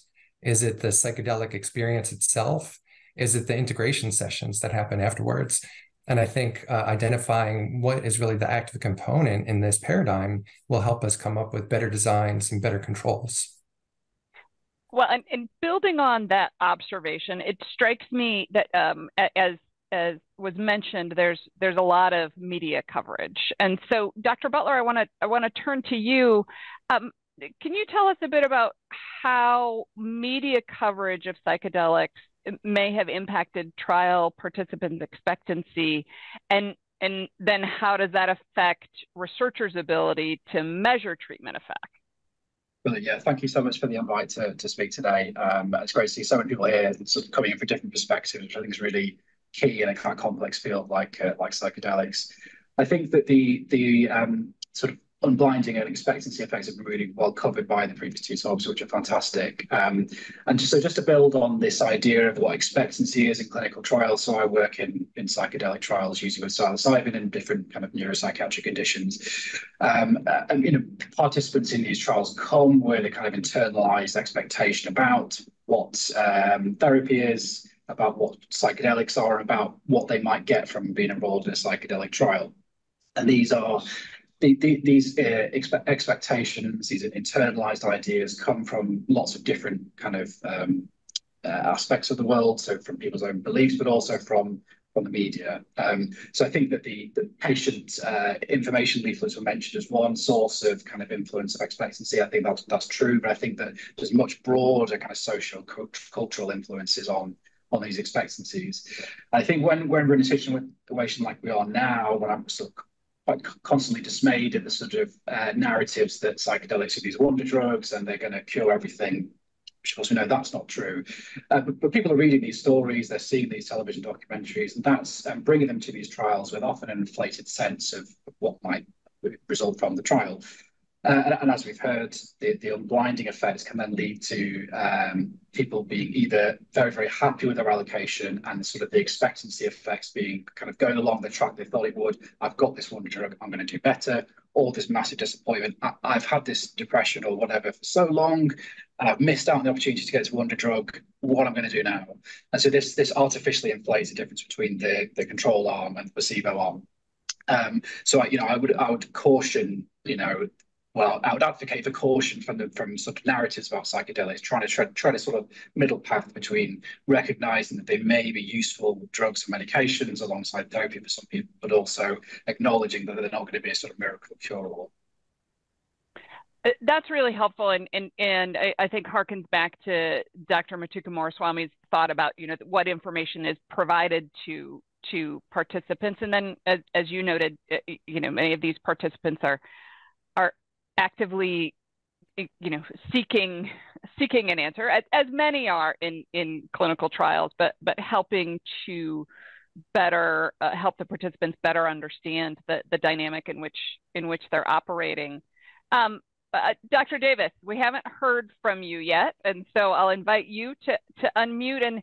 And what would you add to the comments we've already heard about researchers in designing the clinical studies to minimize sources of bias, such as unblinding? What would you want to say about that? Yeah, sure. Yeah, thank you so much for the invitation to participate in this important forum. Yeah, so I definitely took a lot of notes during the excellent presentations by Dr. Vollenweider and Dr. Muthukumar-Swami. And in terms of developing the study, I mean, this is something at USANA we take very seriously, and we really appreciate the guidance from the agency, which I think is very reasonable. And I also appreciate Dr. Farchione's comments about that we're sort of entering an uncharted territory with this, and doing the absolute best we can to address these important issues. So I think basically our approach is to do as much as we can to characterize these effects. So we agree with using blinded central raters for the primary endpoints, raters who don't know what visit number it is and don't know the design. We agree with administering the blinding questionnaire to participants, facilitators, as well as the site raters, as to their guess of the treatment and the confidence in their guess, because they may have some degree of uncertainty. And we like the approach of administering it after dosing but before discharge, because if you were to ask this, say, 6 weeks later or something like that, then participants would be kind of integrating the efficacy, the effects on their depression into the guess. And we're really focused on their experience guessing what the dose experience was. Also, expectancy questionnaires, we think that's an important thing to characterize, and our approach is to assess it multiple times, because we acknowledge the potential contributions of information sheets and the media and so forth. So we choose to assess this before the preparation activities, after the preparation activities, and before dosing, and also the day after dosing to assess pre-treatment, positive expectancy, effects of the preparation on expectancy, and post-treatment expectancy, whether it be positive or negative based on their experience. And we also are doing intensive training of the facilitators, because specifically not to discuss any details of the dosing session or integration sessions, and also to not discuss any sort of guesses with participants or other staff. And sometimes participants may ask facilitators, and it's important just not to not give any sort of comment about that, and to just overall treat all participants the same, regardless of whatever treatment that the facilitators might guess they received.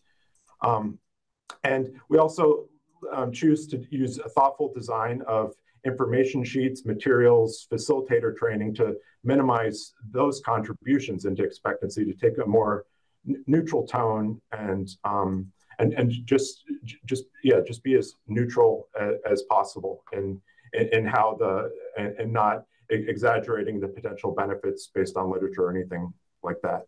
Does that address? Yeah, Dr. Davis, what great kind of practical parameters that you're describing in thinking through how you do this and some of the experience there. So very, very helpful. But let me turn back to you, Dr. Fisher. We heard that excellent overview and explanation by Dr. Farchione of the guidance document released last year, which has a variety of considerations for designing adequate and well-controlled clinical studies. Is there anything from the guidance that you would want to highlight as we think about this component of today's discussion? Sure. Yeah, I think it's really important to highlight that, as opposed to other development programs for standard drugs that we look at, it may be that for psychedelics, for development programs to answer a lot of these questions, that you're going to have different designs within a given program. So instead of having just 2 placebo-controlled studies, it may be the case that we would want to see a placebo-controlled study to really characterize the safety of an intervention. But then we might want to see something else for the second adequate and well-controlled study, where you do something like a dose-response study, like has been mentioned in some of the presentations today. We might want to see something with an active control, where we wouldn't necessarily be looking at safety per se in those studies. We would look at safety, but it wouldn't be primarily for that. It would be primarily to look at an efficacy where there would be less chance of unblinding, maybe. That's really helpful so I think it's inviting that exploration of how to address these issues. So we do have time, and we're getting such active engagement with the audience, which is wonderful. I want to ask a question, and I invite any of you to unmute and engage. And this was talked a little bit, but are there telltale signs during the clinical trials with other classes of psychiatric drugs? Are those less problematic than the more florid signs for psychedelic drugs in terms of unblinding? So just, and a couple of you mentioned this, but let's probe a little deeper on whether the telltale signs with other psychiatric drugs, are those less problematic than what we see here? So I've got a lot of unmuting. So, yep, Dr. Davis, you go first, and then I've got Dr. Butler, and anyone else jump in too. Yeah, I think this is an excellent point, and and I do think this is an issue with many psychiatric drugs or even other classes of drugs, that the adverse events or appreciable psychoactive effects can lead to some degree of functional unblinding. I think psychedelics, it's particularly because of the intense acute psychoactive experiences, I think it's a very salient issue. But I was kind of thinking through Dr. Mithun Kumaraswamy's presentation about how I really liked how he broke down the model of the different contributing factors into the overall model of the treatment effect. And I was kind of thinking that this would be useful to think about for other psychiatric drugs as well, and not to just make it all about psychedelics, even though it is important for them, because many psychiatric drugs will have effects that people will be able to notice. Which is a great point, that we can learn in many different areas and then use that to improve our research across the space. Dr. Butler. Yeah, thank you. To be honest, I haven't got that much to add actually from what Dr. Davis said. I agree. I sort of see myself as a bit of a centrist in this kind of debate, and I do want to temper kind of overhype, but also I think that we should acknowledge that there is nice evidence that psychedelics could work, and therefore I don't think that the fact that there are these complexities should mean that we treat evidence for psychedelics in a kind of categorically different way than that we do in trials for other medications, particularly psychoactive medications. So perhaps it could be seen as some spectrum where the challenges are more amplified, but they're not unique per se. And I also think that psychedelic trials, are they more akin to kind of psychological therapy trials? What are we actually measuring here? And what can we learn from the way that we gather evidence from, for example, psychological therapies that we might not do so much in drug therapies? And can we kind of combine these methods of gaining evidence in order to try and inform our decisions about whether or not these will be clinically useful sort of therapeutic interventions? Really helpful. Dr. Fisher.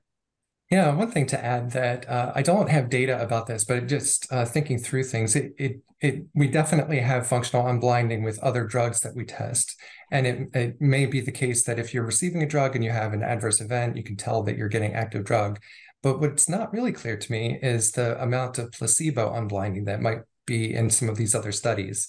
If you're receiving placebo for, let's say, a serotonin reuptake inhibitor, you may not know that you're getting placebo per se. But I think in the case of psychedelics, if you get a placebo, you didn't have a psychedelic experience for the most part. So I'm not sure how that compares and if that's important with maybe some of the disappointment effect we heard about earlier. Yeah. Which leaves us, we have about a minute and a half left. So I want to provide, I was just going to say to Dr. Mithun Kumaraswamy and Dr. Vollenweider, if you would like to jump in and say anything. Suresh. Yeah, I just sort of endorse some of the points that the other speakers like Michael have made, and I'd say, like, if you can measure the unblinding and get maybe closer, so your blinding rate is maybe not like 99%, but down to like 60%, 70%, then you could potentially start to do stratification analysis and look at only those participants and see whether your treatment effect still exists post-stratification, and that would start to provide evidence. That requires us to get our designs a bit better so that we're a little bit less unblinded, but because you can already do that with antidepressant trials, for example. So, that would be a move in the right direction. Yeah, so better and perhaps not perfection. Dr. Davis, is it all right if I go to Dr. Vollenweider first and then turn to you? Great, Dr. Vollenweider. Yeah, what we observed is that lower doses are also quite expected in research setting as in clinical practice, and that I think the problem to blind these kind of doses is less problematic than this full-blown dose people speak about, and that would be that much important. But in our hands, I don't believe that this is needed, but this is my belief system, because we work mostly with therapy into emotion regulation that goes through emotions and breakthroughs and all these things, and not spiritual experience and all that stuff. May be nice and transform you into another dimension, but from a clinical point of view, what patients say, and these lower doses we can repeat after 2 months, after 3 months. The high dose, we don't know how long they last and all these things in terms of if they are very effective to have a second phase, you know.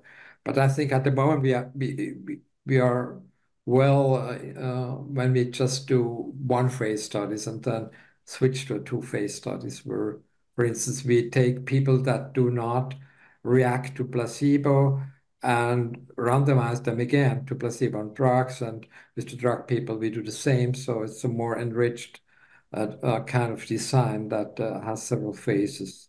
But it's very expensive, very, it's a lot of work. But an intentional design, as you've all spoken to. Dr. Davis, last word, because then we need to go to a break. Okay, real quick point. This is something I also thought during the presentation. One point that I haven't really seen discussed as much is just the durability of the effects, say after a single dose. That if you have sustained long-lasting benefit after a single dose, how likely would it be that unblinding or functional unblinding or expectancy effects alone would be expected to produce the long-lasting benefit from a single dose? And I think this is something that studies are looking at. Studies have already been conducted can help inform that as another point in terms of considering the effectiveness of the drug. And you previewed, we're going to discuss durability later today. And so appreciate that. I'll have everyone join me in thanking our speakers and panelists for this morning. And we are going to settle into our next session of the meeting. In this session, we will hear about 3 different products and the dosing considerations for those. And then we will have another reactor panel discussion. So we are going to jump right into content. And I invite Mr. Robert Barrow, who's the Chief Executive Officer of MindMed, to join me on screen. Let's kick off session 3 and have a presentation about dosing considerations for LSD. Mr. Barrow, would you take it away? Thanks for hosting this event. It's really, really exciting to have an opportunity to, in front of a broad audience and a public audience, talk about some of these important considerations in research. And certainly there are a number of approaches that different companies and researchers and academic groups have taken as we've approached this drug class. Of course, our public companies have a disclaimer that we have to put up in front of everyone. Here we go.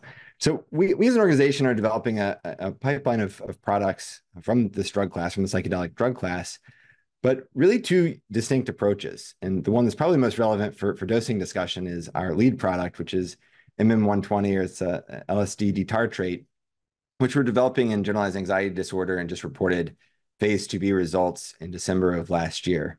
We're also developing the R enantiomer of MDMA for autism spectrum disorder, but there we sort of depart from how we think classically about psychedelics, because the view is, the analogy that we like to draw with that program is equivalent to how psychostimulants are used in the treatment of ADHD, is how we ultimately view using R-MDMA as a regularly administered product to aid in the treatment of core symptoms of autism spectrum disorder. So we'll focus in on generalized anxiety disorder today and our approach. Again, I think the most relevant to speak of is this roughly 200 patient, 198 patient study, phase 2B study that was conducted at 20 sites across the US that we read out the 4-week primary results in December of 2023. Briefly, just showing a schematic of the study design. I'll zoom out for a second and just talk about the reality of researching this drug class. So there is a constant tension and sort of balance that we have to pursue between the uniqueness of the seeming uniqueness of the perceptual effects of these drugs and how we integrate that into standard research paradigms, how we ultimately come to valid internal and externally valid conclusions about the safety and effectiveness of these products in hopes of submitting an application to FDA and other health authorities and ultimately receiving marketing authorization. That includes balancing things like safety with the magnitude of the need. We have millions and millions of patients here in the US who could potentially benefit from these products if we're ultimately able to market them. But at that scale, of course, the controls around safety that we can impart in clinical trials are much different at that magnitude of rollout in the real world. We also have to balance things like the unique perceptual effects that are associated with this drug class and our product in particular, with what actually is a safety risk. What are we actually trying to protect against, and how should we go about characterizing that? And then I'll also say, from a methodology standpoint, and then again, get back into the specifics of our study, when we think of asking research questions and think of how we handle dosing, and a really important element of how we ultimately arrive at clinical outcomes, we have to think about whether there's a change that's needed because of the nature and the actual effects of a drug, or if the standard sort of research methodologies should apply. Ultimately, when we look at this, and we made decisions several years ago about how to conduct this study, we decided that really what needs to be done here is a standard drug development approach. We need to do standard clinical trials with standard endpoints, and to the greatest extent possible, treat patients and our protocol the exact same way that we would treat any other CNS drug. So our study was 5 different treatment arms, 4 doses of the different dose levels of the active versus a placebo. We gave a single administration and followed patients for 12 weeks. And again, we've to date only shared results from our top line analysis at week 4. Critically important, and again, zooming back out into this theme of how do we need to administer these drugs to get to valid clinical conclusions. One of the decisions we made was that we were not going to do any sort of therapeutic intervention other than administration of the drug. So in many different approaches, there's a pre-treatment interval that can involve things that are called preparation, or post-treatment follow-ups that are called integration. And during a treatment session, and this can be unique for each drug in the class, perhaps, but with our molecule, with MM120, we decided that we're not going to do any assisted therapy or therapeutic intervention. Prior to treatment, patients get a comprehensive informed consent process. That's something that's required of any drug. During treatment, they're under observation by qualified individuals that aligns with FDA's guidance on the conduct of research with this drug class. And then from a post-treatment standpoint, they're just followed. Patients return for follow-up visits and assessments for safety and efficacy outcomes. So what we've done now is then isolate really just to understand what is the drug-only effect when we strip away any other sort of therapeutic intervention, and that gives us the truest estimate of the drug's effect. What we saw, and we're very happy to have seen, is that even when we remove any of those other elements that have been used historically, we saw a drastic reduction in anxiety symptoms as early as can be measured. So some metrics like the Hamilton Anxiety Scale, which is the endpoint in our study, and really the only endpoint that's been used for approval of anxiolytics in the past. We saw a 21-point reduction at the most responsive dose group, the 100 microgram dose group versus placebo, which represented a 7.6 unit change over placebo, which is more than double what we've seen with the standard of care with SRIs and benzodiazepines, for instance. So these were statistically significant results at the 2 highest dose levels. The other thing that will become more apparent as we go to the next slide here as well is that while we saw really remarkable results at the high dose groups, roughly 80%, just under 80% clinical responders, so patients who had a 50% or greater reduction in HAM-A score from baseline, 78% in both the 100 and 200 microgram dose groups. And then in terms of remission rate at the 100 microgram dose group, 4 weeks after a single administration, we saw a 50% clinical remission rate, which corresponds to a Hamilton Anxiety Score of 7 or less, basically means no real anxiety symptoms. What we also saw, interesting and relevant to the last discussion as well, is that at the 50 microgram dose group here, where we actually you know that there from the adverse events that were reported that there's even more of a pronounced sort of perceptual effect. Patients got less better than they did even at 25 microgram dose group. So while functional unblinding and discussions about this are certainly relevant, it actually very apparently in our study that functional unblinding at least was not the driver of clinical outcomes. One other point I make to that and relevant to dosing is that functional unblinding may just be a mechanism to connect pre-treatment biases, which can be enhanced or amplified by things like extensive therapy or preparation to clinical outcomes. So functional unblinding itself may be benign, but if it is used as sort of a mechanism to connect an amplified expectancy bias to a clinical outcome or a nocebo effect, that's where that becomes problematic. So from our data, we actually didn't see a whole lot of impact of functional unblinding either between the dose groups or when we look at the highest dose group and the comparisons there. So as we think about things like dosing, but really relevant to many aspects of the research for these molecules, the perceptual effects are clearly so distinct to this drug class.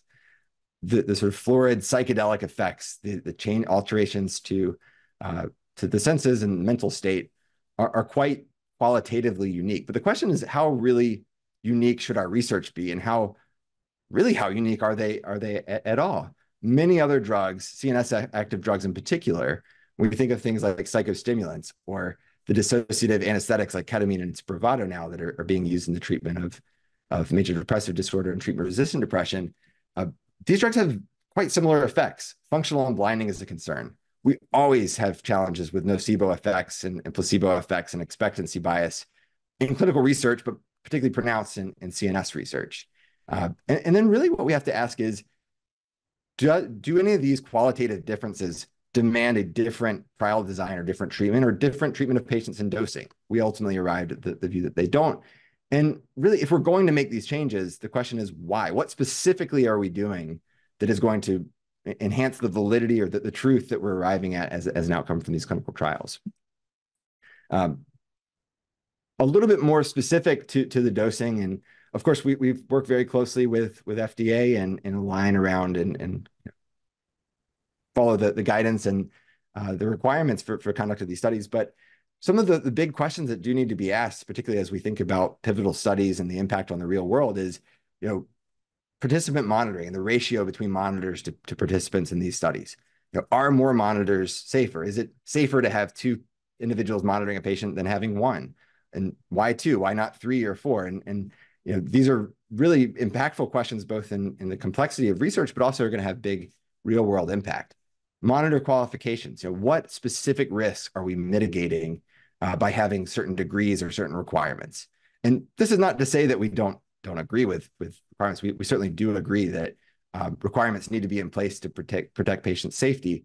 There are many other areas of medicine as well where different degrees and different licenses and different areas of practice require different kind of monitoring and certainly don't require a medical degree, but in many instances do not require a doctoral degree. Things like releasing patients from dosing. So whether it's our product, MM120, or any of the other longer acting drugs in the class, or even the shorter acting drugs in this drug class, what specifically are we monitoring, and what are the specific adverse events or safety concerns that we're trying to mitigate before a patient can be safely released? And we looked at things like surgery and general anesthesia, where patients who come in for a day surgery can be put under, completely lose consciousness, be cut open, and have something removed or implanted, sewed back up, and there are fairly liberal requirements for release. I mean, patient needs to be able to walk safely, but they're released under care of an individual that they bring, of a care provider, who then takes them home. They certainly can't drive or operate machinery or shouldn't go back to work or make big life decisions. But similar here, what specific changes, what specific psychological or cognitive changes would represent a return to a point where a patient would be safe to go home after a treatment session? Now, in research, it's worth spending a minute on this point. In research, there's certainly value for keeping monitoring periods consistent across patients. So, with things like functional unblinding as a point of focus, we need to make sure that we don't have one group of patients who are leaving an hour into a treatment session, another group who are leaving 10 hours later. But once we've set some sort of reasonable standard as this is the point when a patient would be safe to leave, in the real world, it would be a tremendous burden and cost on our healthcare system if patients who are free, safe to leave after 6 or 7 hours are required to stay in the clinic any longer. So how can we develop research methodologies and ways to monitor these symptoms and arrive at rational conclusions for when a patient would be safe to leave? A little bit venturing outside of this, but it does have an impact on dosing as well. Placebo and controls. What is the impact of alternate controls? Things like subperceptual doses or other drugs that have effects that aren't really exactly what we see with this drug class, but may have some impact of their own on perception or physiological sensation. So not something that we've seen with other drugs historically, but something that we really need to unpack. From a dosing perspective, if in clinical research we're treating all patients consistently, we try to isolate the variable of does the drug have an impact. And so while there certainly, again, is a discussion around functional unblinding and expectancy, from a dose administration standpoint, we just need to treat all patients consistently. And by removing things like any therapeutic intervention, we're able to do that. I think it would be particularly challenging to treat a patient who's sitting in a room for a day that's received a subperceptual or imperceptible or a placebo dose, the same as someone who's doing therapy would be treating a patient with who's received a high active dose of one of the psychedelics or MM120. And then finally, from a dosing and a methodological standpoint, how do we characterize the safety and effectiveness of these products? And if we had drugs like a long-acting injectable where the PK profile matched very infrequent dosing, I think we can easily get our heads around the exposure matches the clinical effects. But when we see things like MM120 where patients are being administered the drug is clear from their system, but there's a many week or month impact beyond that. How do we characterize the safety and effectiveness of a product such as that? So I'll pause there. I know we're up on time, but thanks so much for again, Susan, hosting us today.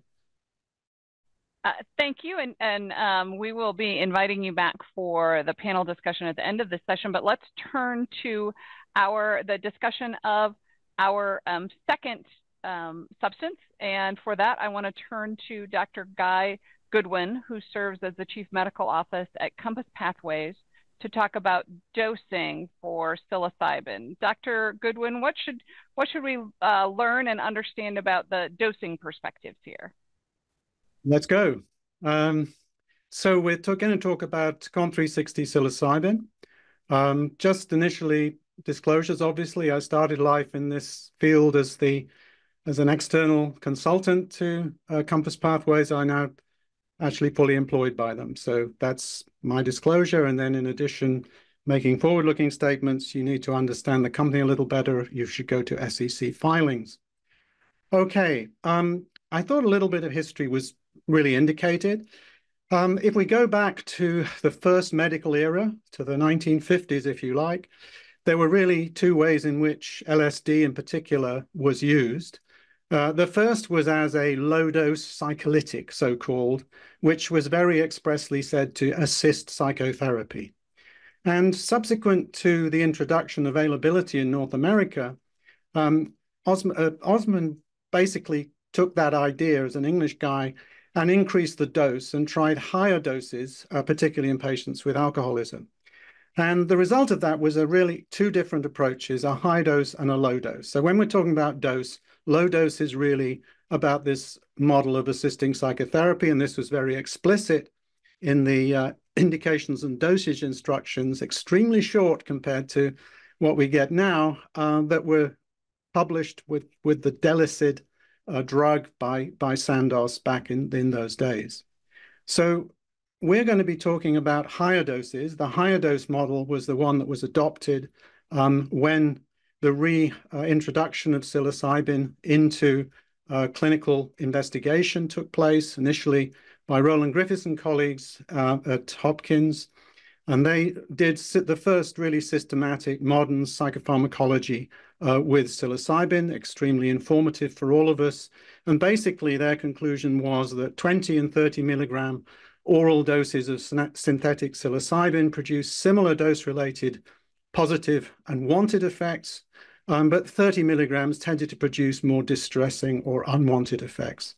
And that essentially formed the framework in which we designed the first trial that Compass conducted in patients. We were also helped a lot by the fact that, we've been hearing a lot about placebo effects. It's worth remembering we are dealing with a drug, in fact, a drug that's kind of the most potent effects on the mind that's ever been described, and really was the stimulus for many of us to see psychopharmacology as having virtue in the first place. And the binding of the drug, and psilocin, which is actually the active moiety of psilocybin, is shown on the left here in relation to the intensity of experience. So there's a very clear relationship in whether you occupy the 5-HT2A receptor or whether you get a psychedelic experience. And you can see on the right that the actual relationship between plasma psilocybin intensity is quite variable. So there's a pretty definite relationship between receptor occupancy, but we should expect a certain amount of variability in how that's expressed through dosage, as you can see. And we'll illustrate why that's important subsequently. Now, you've also heard from Franz Wollenweider that you can do studies using fMRI, which also show very marked brain effects, which are not emulated by placebo. So we've got to deal with the fact that this is a drug, and therefore it's worth studying it as a drug and look potentially at different doses. So the drug we're talking about is COMP360 psilocybin, synthetic, high purity, polymorphic crystalline formulation of psilocybin. This is developed to GMP standards. If you heard, that was important in the introduction to the day. And together with that, we provide psychological support. And the reason we provide psychological support is essentially for reasons of safety. And we think that is a critical component of any research program at the moment.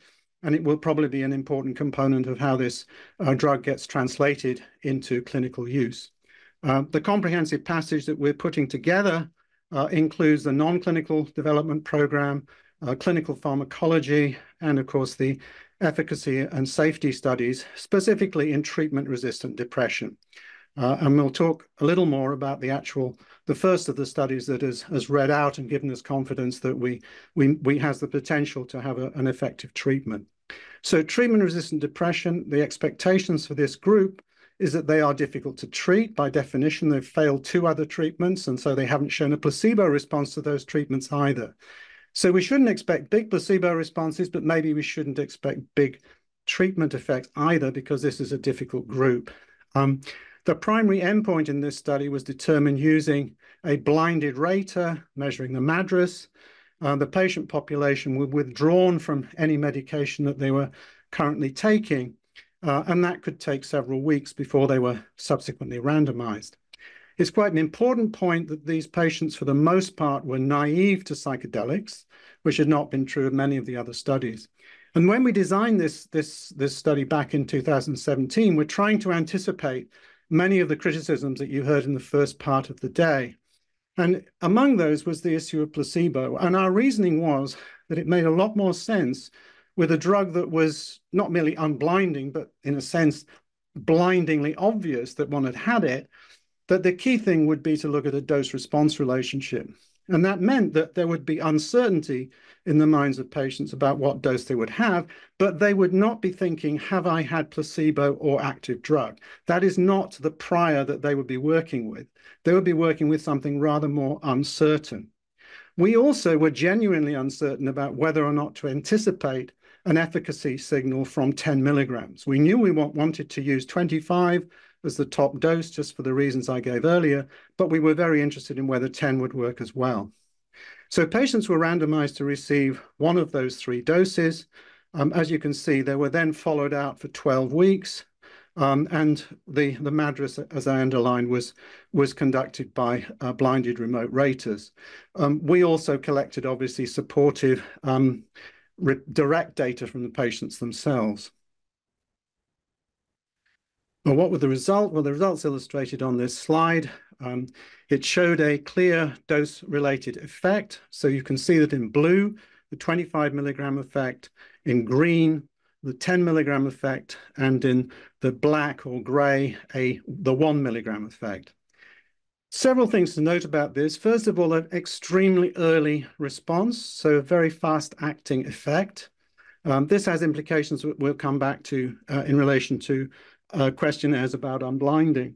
Going to week 3, which was chosen to be our primary endpoint, which we thought was the longest time one could reasonably expect most patients to stay off any medication that clinicians might want to restore, showed a highly statistically significant effect. We used very conventional frequentist testing comparing 1 and 25 milligrams, and the difference on the MADRS was 6.6 units.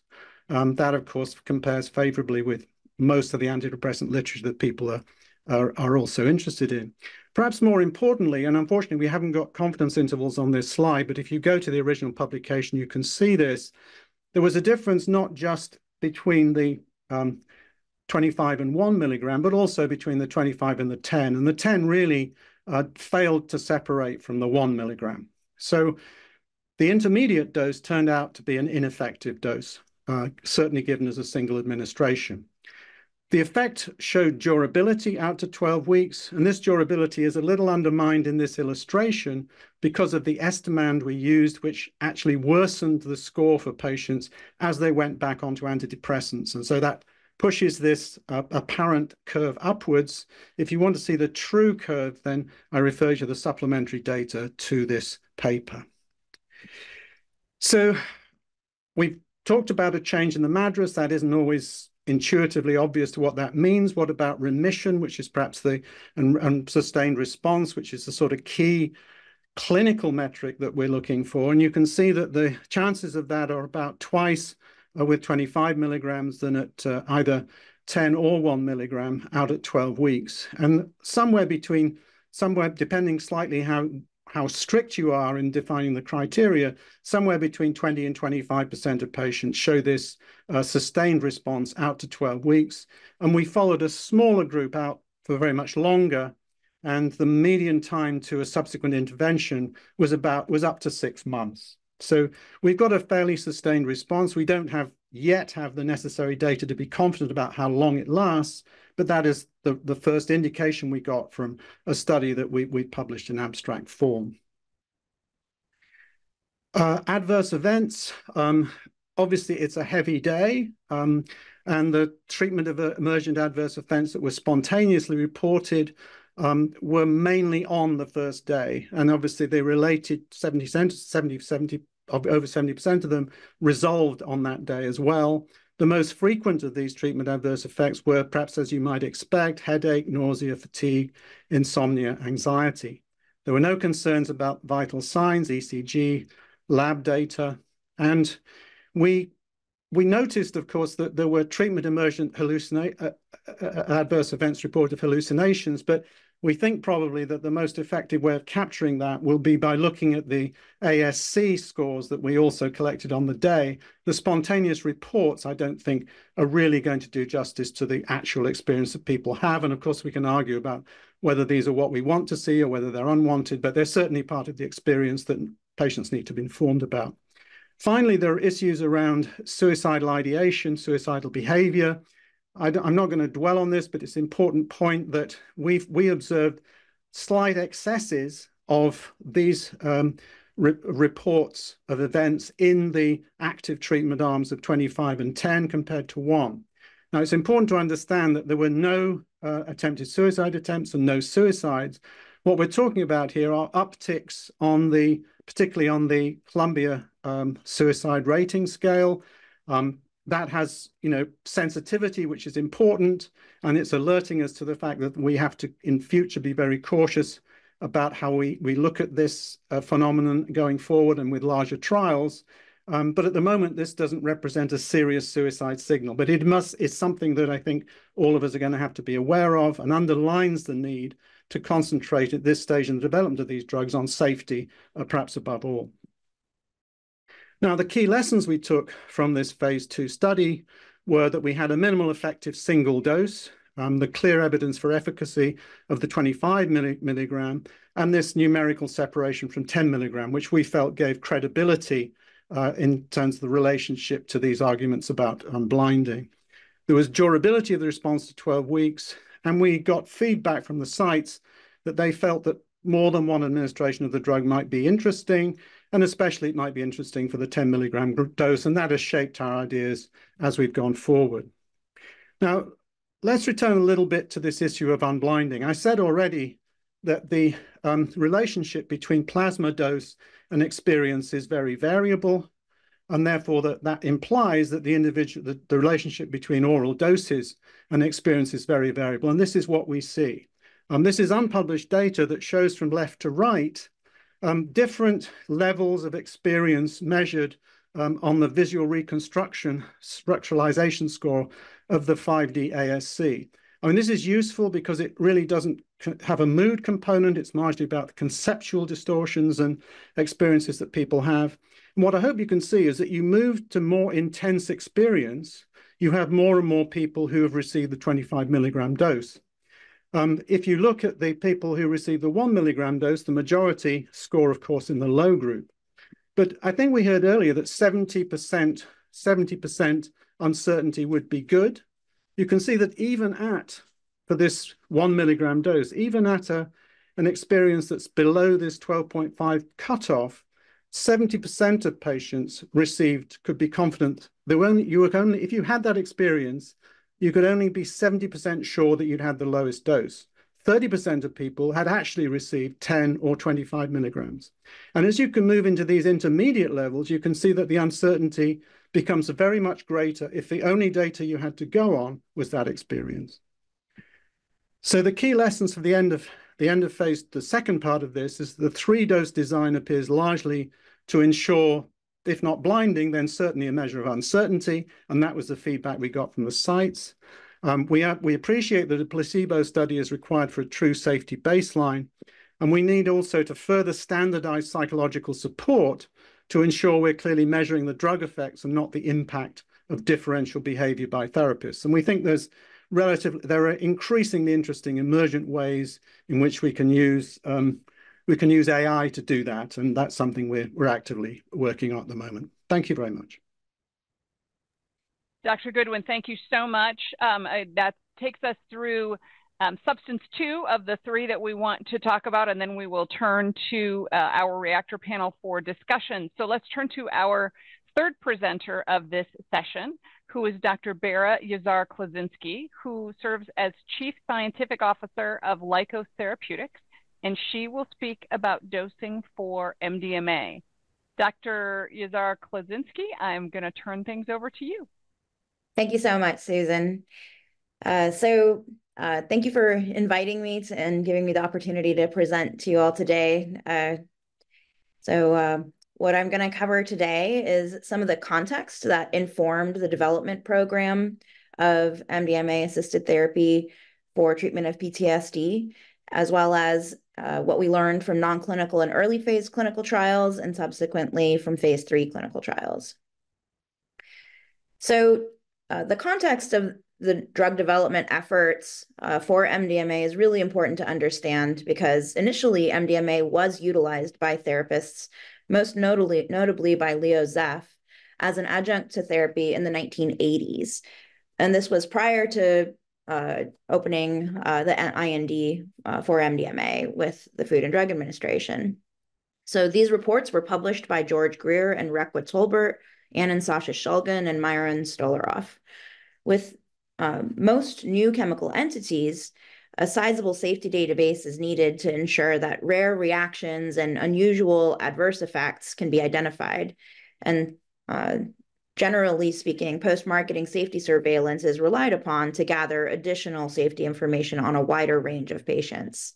With psychedelics, such as the ones we've been speaking of, LSD, psilocybin, MDMA, the situation is reversed. So many of these drugs have been taken by millions of people, and the scientific literature is filled with rare and unusual adverse event reports. So taking into account that many of these drugs are of unknown purity, unknown quality, and in some cases even identity, there's a much larger set of inputs to consider when we're developing the dosing and the risk management plans that are baked into our clinical trials compared to a novel drug that's never been tested in humans prior to the development program. In these clinical anecdotal reports that were previously published, active dose ranges of MDMA were characterized with split dosing, meaning that there's an initial dose taken and then a certain amount of time later, there's a second dose taken. And this happens in the same day. And these were reported to be beneficial prior to the start of the development program for MDMA-assisted therapy.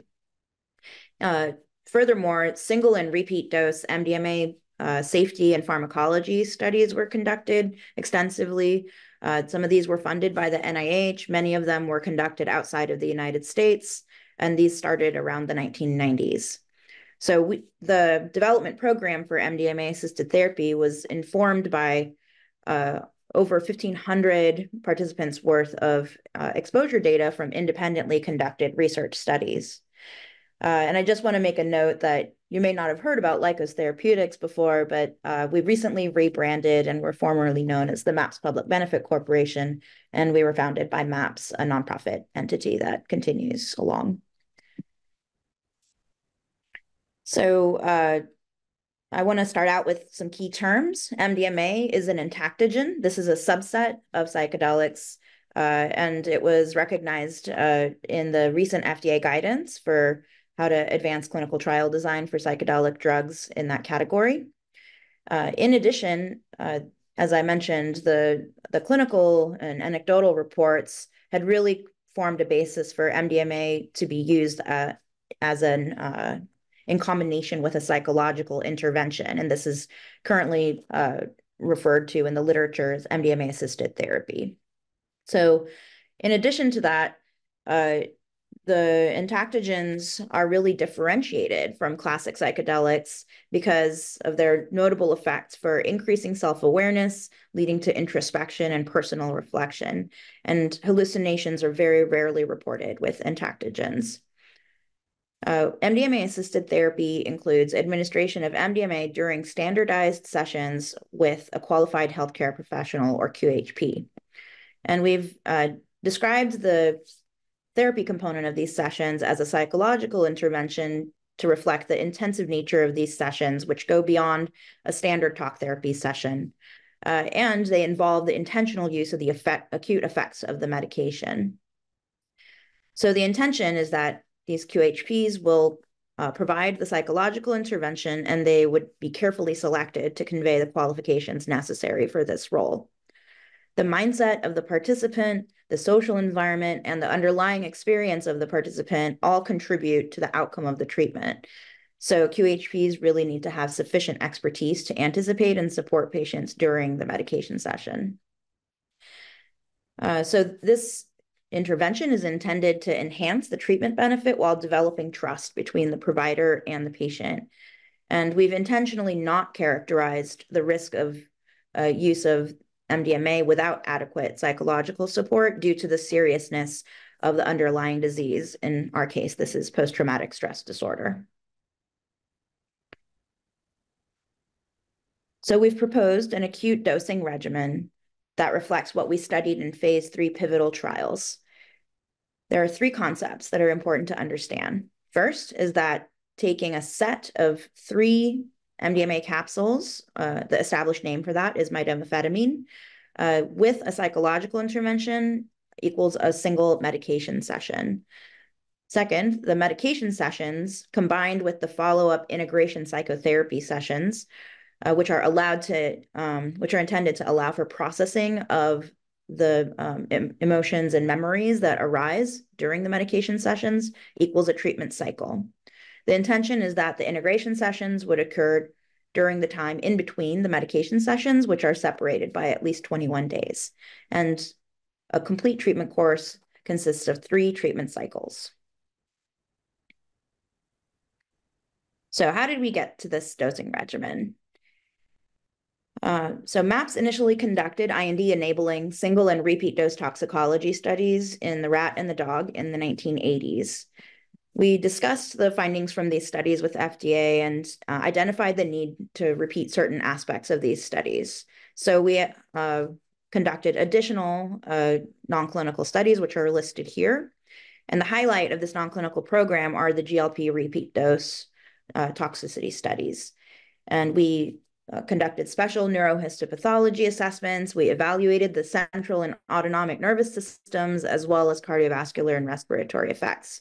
And of note, there were no unusual findings in these studies, and the expanded neurohistopathology ruled out any concerns about neurotoxicity.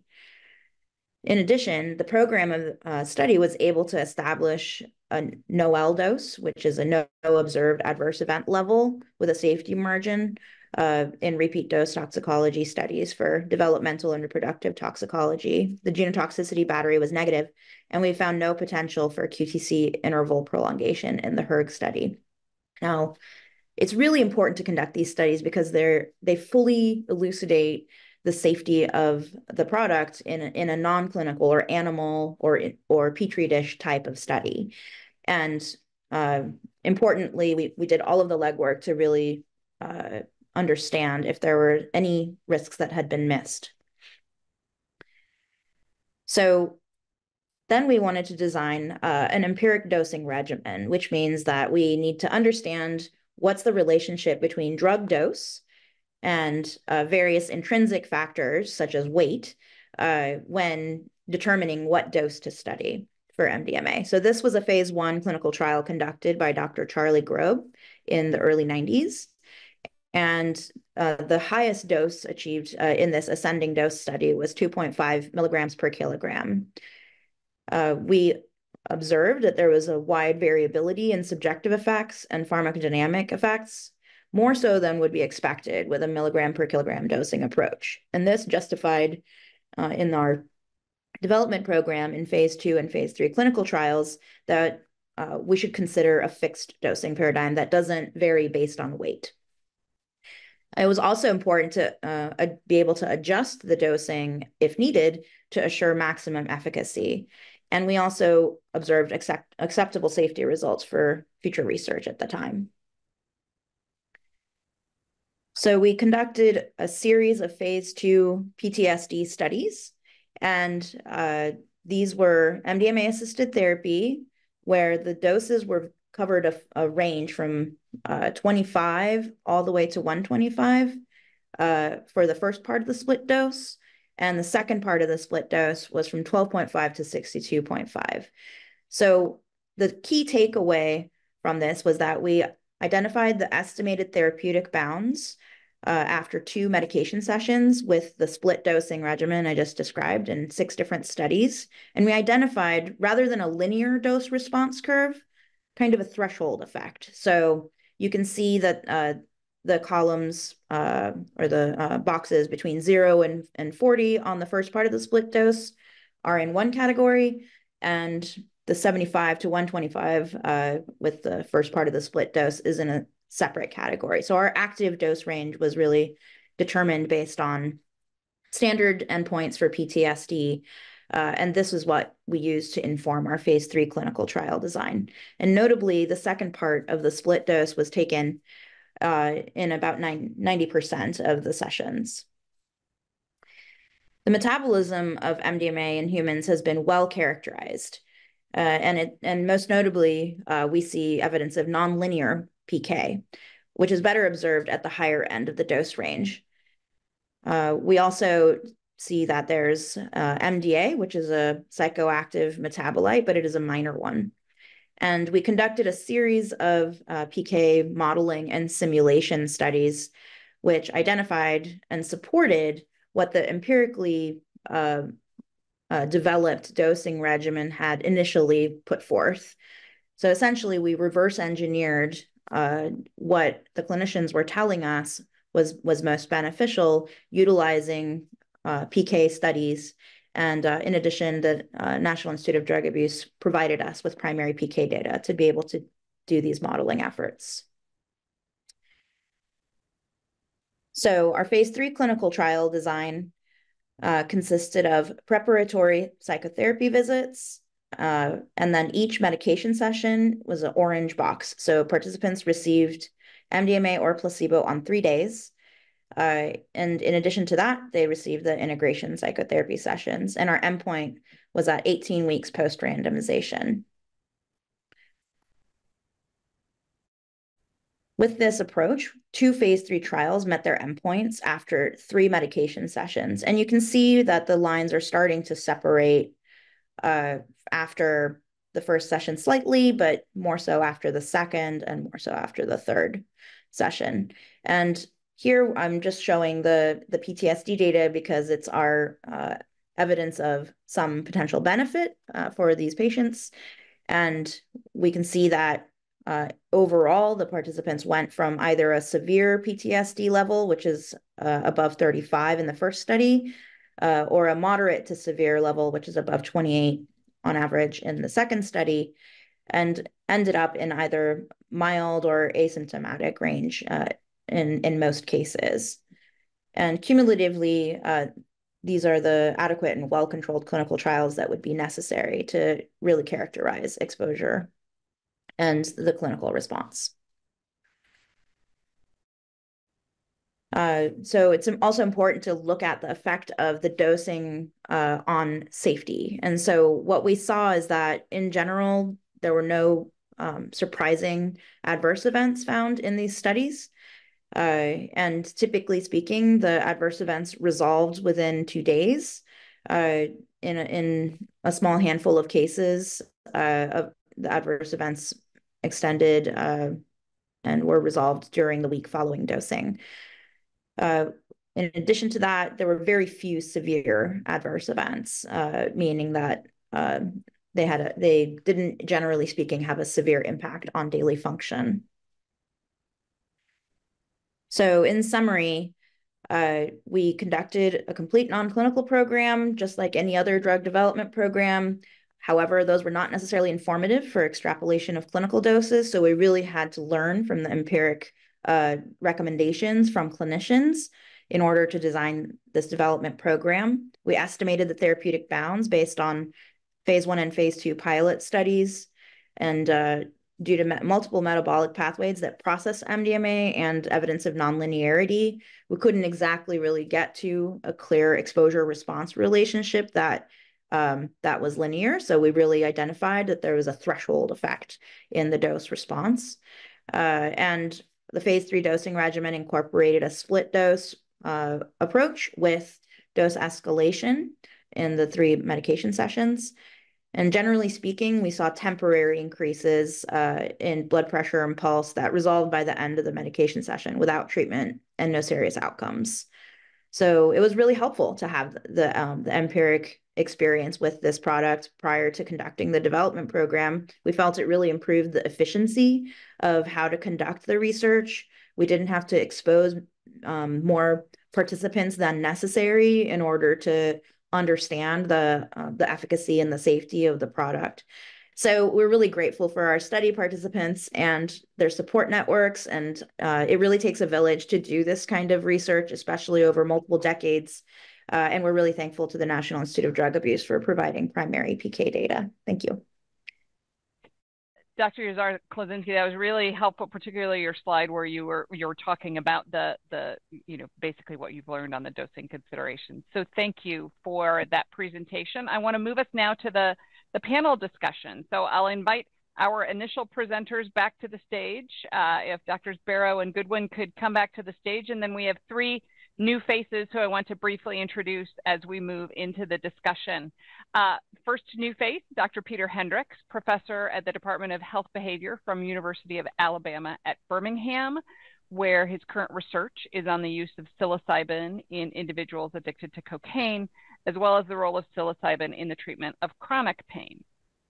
Then another new face, Dr. Jennifer Mitchell, is a professor in the Departments of Neurology and Psychiatry and Behavioral Sciences at University of California, San Francisco, and the Associate Chief of Staff for Research and Development at the San Francisco VA Medical Center. And our final new face, Dr. Martine Solage, clinical team lead in the Division of Psychiatry in CEDAR at FDA. And so I first want to say to our reactor panelists, do you have any questions or thoughts based on the 3 rapid fire presentations you just heard? If you do, go ahead and unmute and jump in. Dr. Mitchell, go ahead. Thank you very much. And thank you to the panelists for presenting today and for sharing your data with the community. I had a couple of thoughts while I was listening. The first was that, as I think all of the panelists touched upon when we discussed the dosing of psychedelic medicines, we also need to consider the dose of psychotherapy or the level of facilitation or the number of facilitators that will be coupled with each of these compounds, and that appears to be different, I think, for each of these psychedelics, or perhaps different for every mental health indication. So that was one thing that I was thinking about. And the other was that for dosing of psychedelics, I think, as Mr. Barrow pointed out, one also needs to consider when it's appropriate to release a participant at the end of a dosing session and how much additional oversight they might need. And those considerations might affect the dose that you choose to use clinically. And I think he raised a very good point about anesthetics and when we release people at the end of, say, a surgical intervention. For psychedelics, though, I also wonder if at the end of a dosing session, a participant might still be emotionally labile or experiencing a state of enhanced openness that might last beyond the acute effects of the psychedelic. And if so, should we consider that when we determine when to release them? So thank you. Those were my initial thoughts. Really helpful in helping us kind of put some of that as in context and say, how should we be thinking about this, particularly the component about dose, not just thinking about the active ingredient, but the dose of other components with it. So I don't see Dr. Hendricks or Szilagyi immediately unmuting, unless either of you want to offer a note. Oh, go ahead, Dr. Hendricks. Okay, thank you. So a couple of things that come to mind for me, there are really 2. One is with regard to psychedelics, there is this notion that difficult experiences could in fact be therapeutic, and people sometimes respond that they've experienced catharsis or emotional breakthrough. And so I do think we have to consider how we conceptualize difficult experiences, whether it makes sense to think of them as adverse events always, or whether there's actually, in fact, a therapeutic component to some very difficult experiences. I think psychedelics are unique in that regard. I also think with MDMA looking like it could be available in clinical practice soon, there are questions around how MDMA, and this will be a question for psilocybin too, might be used in clinical practice. So the trials that were presented are, of course, efficacy studies, and they're wonderful, but I think a clinician might ask, well, what do I do if my patient does not respond to the first dose? Or they do respond really nicely to the first dose, but after some period of time experiences some remission of symptoms. What do I do then? There are questions, I think, around dosing parameters in a real-world setting that will need to be answered in the future. Really helpful. Dr. Szilagyi. I just wanted to touch on some of the ideas that sort of stood out to me from a regulatory standpoint that I heard the speaker sort of bring forward. I sort of appreciated that, even though there's a lot of human experience with psychedelics, that some of the experience that has happened outside of clinical trials, there's just like a lot of uncertainty around the purity, around the dosing, and so just the need to collect data in a systematic way, and that there's a lot to be learned, from exploring dose. And so I really, in particular, appreciated the idea that we have to sort of, stick with, at least as a starting point, our usual approaches, our standard approaches to drug development, so that we're kind of being comprehensive and really thinking through all of the issues, which, I think as Dr. Mitchell pointed out, maybe indication specific, patient population specific. And then I also just wanted to acknowledge, some of the questions I think that Mr. Barrow raised and have come up in the discussion, I think also will be touched upon in some of our other sessions tomorrow in terms of set and setting, and also sort of where FDA regulatory authority might lie and how it might intersect with other, stakeholders in the system. Absolutely. Thank you, Dr. Szilagyi. I was struck that we will get to some of these concepts later, and some are also outside the bounds of what we can possibly cover in 2 days. But let me then turn to a specific question, and I'll turn Dr. Hendricks to you. So, reflecting on what you heard and then other information, what do you think researchers should consider when determining a psychedelic dose? What are some of the components there? I think that's a great question. And I will say first, I think in these presentations, I think we learned quite a bit about how we might determine the optimal dose.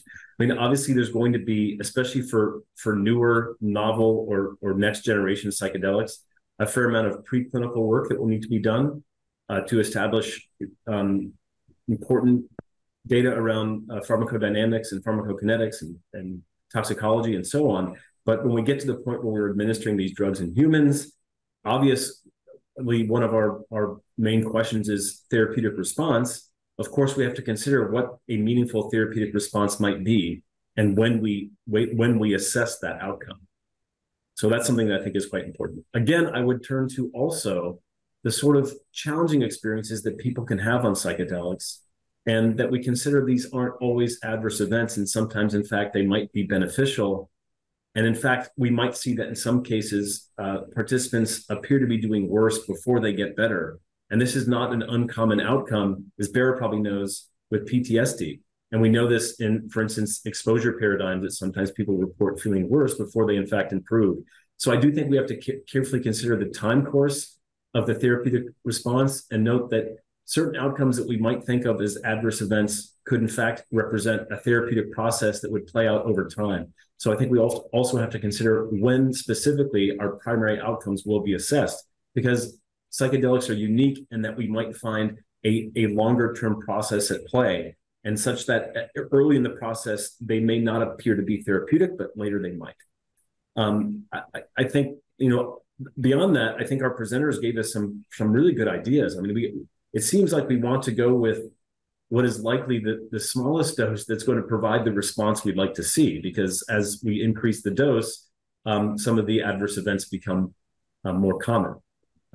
So I would say that, and then I would again emphasize how important it will be to inform clinical practice, where our clinicians will still have a number of questions around how to administer these drugs when people either respond really well at first, or perhaps don't respond very well at first, or respond for some period of time before returning to baseline. And those are the sort of studies that I would really like to see, especially when MDMA and psilocybin come to market. Really helpful, and I'll just note, should they navigate the regulatory requirements? But yes, that will be, that's all right. It's just always a caveat of the regulatory environment. So Dr. Mitchell, would you pick up on that and say a bit more about the kind of number of doses in the sessions and how to think about determining that? Sure. I think I'll start by reiterating something that Dr. Hendricks said, which is that I think if you have the time and the money, dose response curves are the way to go. And that a couple of the panelists have already given us great examples of how these are so useful, right? So with respect to MDMA, I know I've heard Dr. Yozara Klaczynski mention before that low doses are actually anxiogenic. So we would perhaps want to stay away from those clinically. And I heard Mr. Barrow mention the difference between the biggest subjective effects that he saw at one dose versus perhaps the biggest clinical effects he saw at another. So I imagine that the process that the panelists are currently embracing is definitely a good one to follow that way.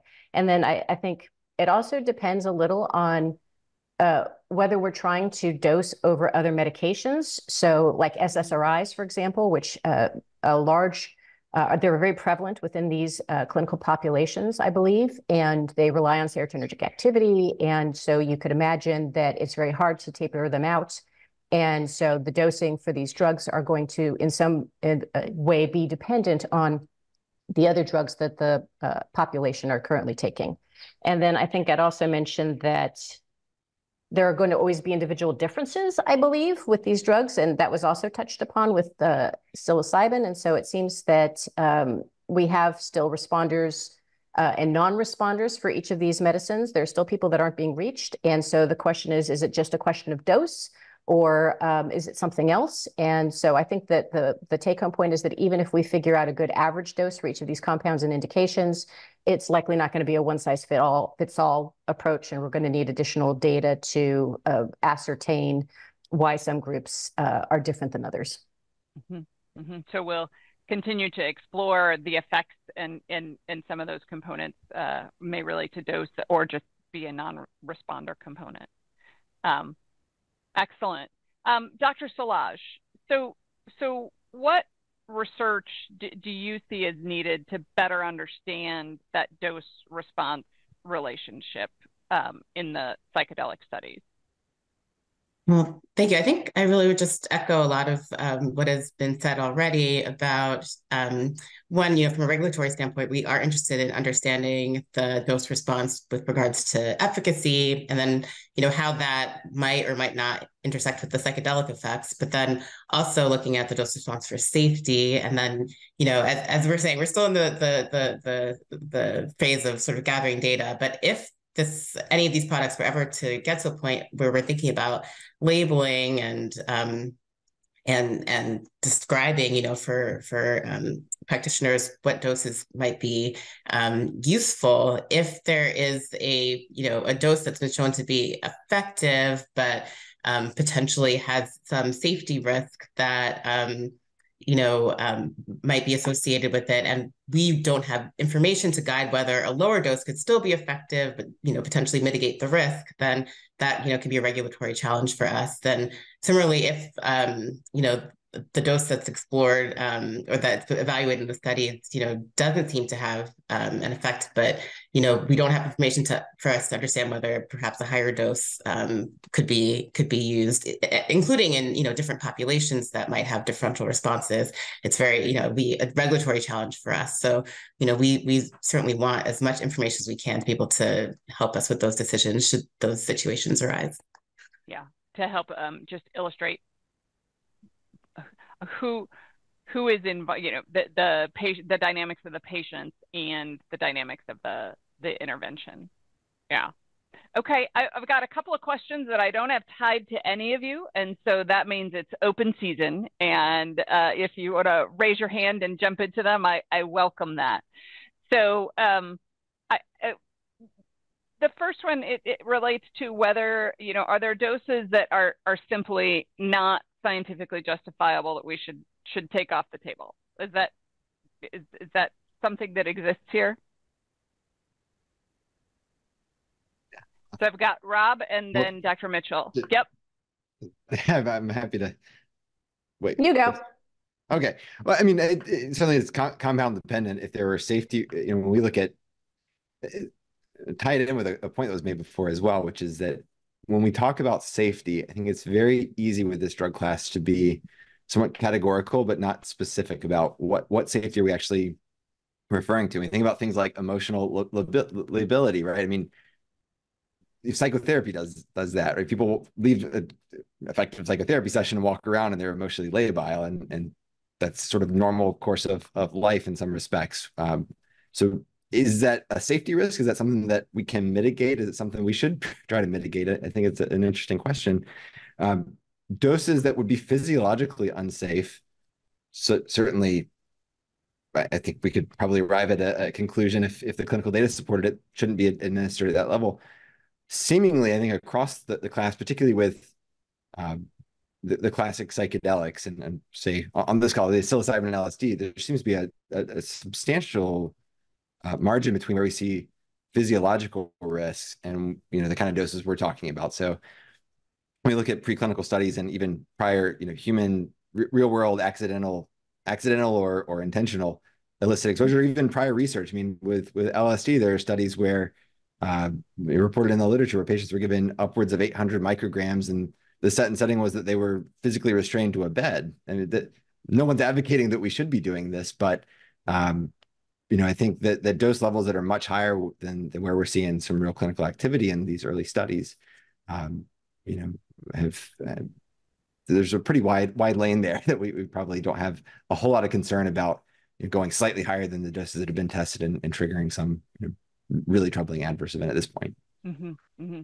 So certainly learning from what has been done, including all of the parameters of that, and then as was raised a couple of times, this definition of adverse event in the space may be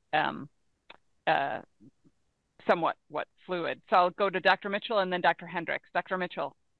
Well, Mr. Barrow talked about high doses, so I was actually going to talk about low doses. I think we talk a lot about microdosing, even though I don't think we have a lot of scientific justification at present for microdosing some of these compounds, or perhaps in the case of others, we don't think that microdosing is a good idea, and yet microdosing keeps coming up. So I was just going to mention that as we start this conversation about justifiable doses.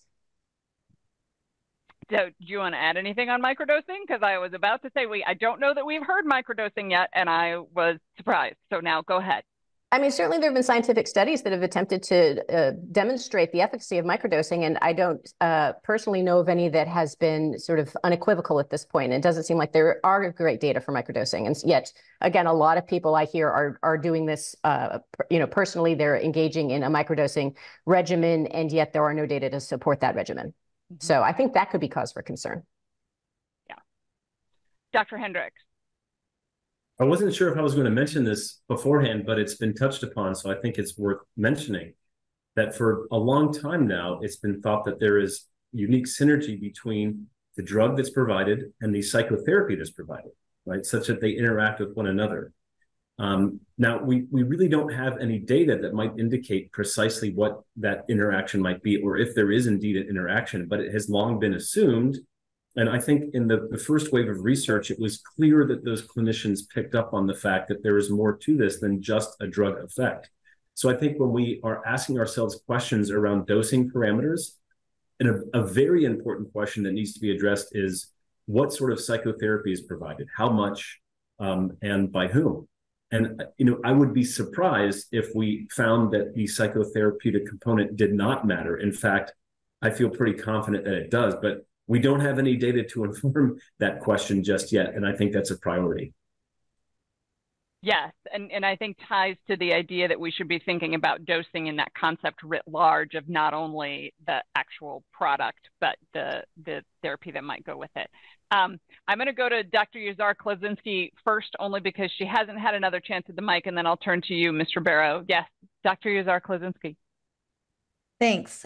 So I just wanted to touch on, how do we know that the therapy is or the psychological intervention is an important component? And we feel that it is very important because we've actually standardized the therapy, and we see a high degree of adherence to the treatment manual for MDMA-assisted therapy in both MDMA and placebo groups.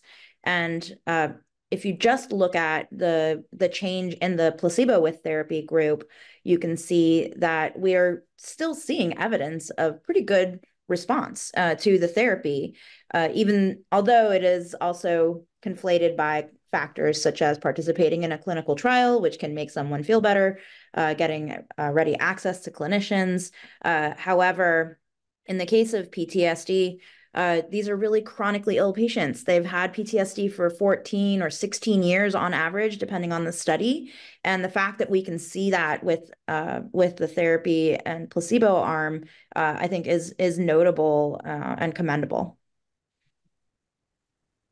So Rob, I'm going to put you one behind. Yep, please do. Yep. Yeah, Dr. Goodwin. Well, just on the whole psychotherapy, psychological support issue, I think you do have to distinguish between a treatment like MDMA and a treatment like high-dose psilocybin, because the experience is very different and the activity of the therapist is very different. And certainly our sense is that it's possible, and our policy is now to really minimize what we do in the psychological support, really to concentrate on safety and preparation, and to try and also concentrate on making sure that the the therapist's behavior is consistent across the different phases. And I would just finally notice that, the actual change in mood in TRD is so early that it actually takes place before integration can be done. And in fact, there's no evidence that the integration makes any difference. So it may be different for different conditions. It's certainly going to be different for different drugs. And so let's be sure that we know what we're talking about when we talk generally about the psychological support versus psychotherapy. Very helpful. That we also want to be precise in our language in the description. Rob, go ahead. Yeah, I'll be brief. Just to say that to the comment, one of the really intentionally in the phase 2 study we just reported results from, we actually eliminated any form of psychotherapy, any sessions before or after administration and did try to just isolate a pure drug effect. And that doesn't mean, that providers or researchers aren't, when the patient comes in the door, they don't, look away and not make eye contact. There's sort of normal interaction between individuals, of course, but that is nothing that rises beyond just how any clinical trial would be conducted. And we saw, I think when we look across studies, and it's very hard to do this, so of course there's limitations of what I'm about to say. The thing that seems to be apparent, though, is that the primary impact of heavy psychotherapy is to drive a nocebo response. That the more therapy is given, at least with the studies of classic psychedelics, the more psychotherapy or prep and integration, the more kind of a reinforcement of expectancy bias, if one exists, is present. And that seems to drive, again, across studies, huge caveat, more of an impact on the placebo response or the nocebo response than it does on actually imparting a clinical benefit to the magnitude of responders and the quantitative response. These are with your data, Rob, is that right? Yeah, I'd say these are apparent in our data. And I think, again, as you look across other studies where there's a very clearly articulated, heavy psychotherapy, I would call it, and some organizations have done, have really reinforced their view of psychotherapy alongside, again, I'm isolating these to psilocybin, LSD, and these serotonergic kind of agents. But in our data, we really eliminated any form of psychotherapy. We still saw these kind of remarkable results. Okay. That doesn't indicate that psychotherapy doesn't matter. It just indicates that there's a signal, even when the psychotherapy is minimal. Yeah, I agree. And I would say that any mood or anxiolytic works better with psychotherapy. I mean, these are SRIs work better when you add on psychotherapy as well. It's not, but they're not required to unlock a clinical treatment benefit. Right. And probably worth mentioning that a drug would perhaps be more scalable if the psychotherapy required were minimal. Yeah, exactly. But important, I think the component being it's an important part of dose to understand what else is accompanying the experimental product that's being used. Yeah, and as Rob is saying too, there's probably a lot that we need to work on in terms of the expectations that are communicated to the participants. And it sounds like if this is not done carefully, then you could end up with a disappointed participant, especially if they have very high expectations about what psychedelics might do. Yeah, which tied very well into some things we heard in an earlier session. And with that, then it tells me it's time to go to our next session. So thank you so much to each of our presenters and panelists for taking us through and illuminating some components of the topic of dosing. We appreciate that. I will now invite you may leave the stage, and I'm going to open up the virtual stage for our fourth session, where we want to speak to a component that came up here in session 3 related to durability of treatment response. We also heard about it earlier in the day. And to kick us off with our first presentation is Dr. Michael Bogenschutz, who is professor in the Department of Psychiatry at NYU Langone Center for Psychedelic Medicine. Dr. Bogenschutz, if you would unmute and present your slides, that would be great. Like that. Okay, great. Thanks. Well, thanks for this invitation, and it's a very stimulating topic and great lineup of speakers. So it's an honor to be here, and I'm just going to talk in pretty broad terms about some of the main issues involved in thinking about durability of treatment response, and I'll use examples from the recent literature in psilocybin-assisted treatments and MDMA. So we'll go ahead.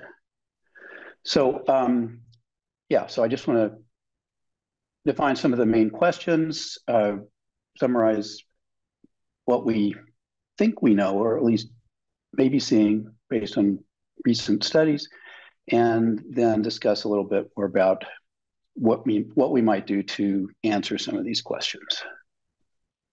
So Really, the big questions in my mind are pretty straightforward, clinically relevant questions.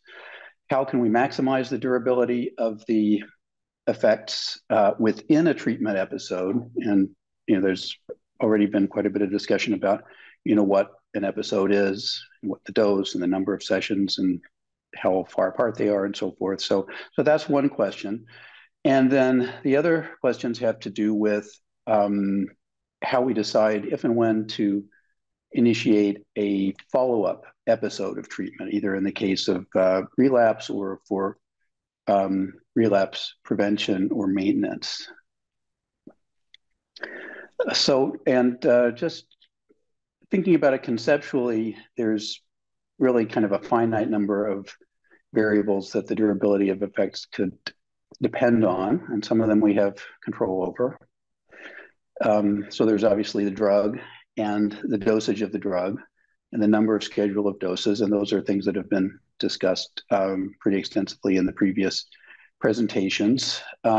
We can expect that the durability of effect may also depend on the indication, characteristics of study participants within those indications, whatever co-occurring treatment people might or might not be receiving, which could include psychotherapy, but also medications, certainly antidepressants, and some of the anti-addictive medications are potentially compatible with psychedelic treatment. And then in terms of the effect, we just always want to be sure whether we're talking about the within or between group effects. The between groups effects will, in general, over time, there'll be more and more noise. Those effects will get smaller over time, almost inevitably. But in terms of the treatment response, it's not inevitable that the overall average symptom level will increase over time, but it may. And so that's something that we need to investigate and deal with. So how do we decide whether and when to administer follow-up treatment? So a big factor, of course, is just the durability of effects in the primary treatment episode. If the symptoms never return, then the question maybe doesn't even come up. But if it does come up, and in a certain proportion of the population or pretty much all of the patients, then we're going to want to study the efficacy of follow-up treatment. And really two ways of thinking about this. One is that you want to intervene before the person has a exacerbation or relapse of their symptoms and maintain the effect. And the other is to wait and see and have a follow-up treatment be triggered by some form of increase in symptoms or risk or signal of that sort. And then, of course, safety is also a major factor, which has to come into our thinking about whether to administer follow-up treatment. If there's some kind of accumulative risk due to exposure to the medication, then we have to take that into consideration. And what might be a very reasonable risk for a single episode with a long duration of action may become less acceptable as the number of treatment episodes increases and the risk accumulates. So on all three of these, obviously, will depend on not just the drug and the dose, but a number of patient variables that I talked about a moment ago. So, yeah, what do we know about durability of treatment episode effects then from the studies that have been done so far recently? And there's, while I think a lot of this isn't exactly definitive, I think there is a fair amount we can at least observe from the studies that have been done. So starting with the work with MDMA and PTSD, these are the figures, main outcome figures from the 2 phase 3 studies. And this is a 3-dose treatment episode combined with extensive psychotherapy, relatively high doses, total duration of treatment episodes about 16 weeks. And what we see, at least as far as it's been followed, is that the magnitude of the treatment effect seems to increase over the course of the 16 weeks of treatment.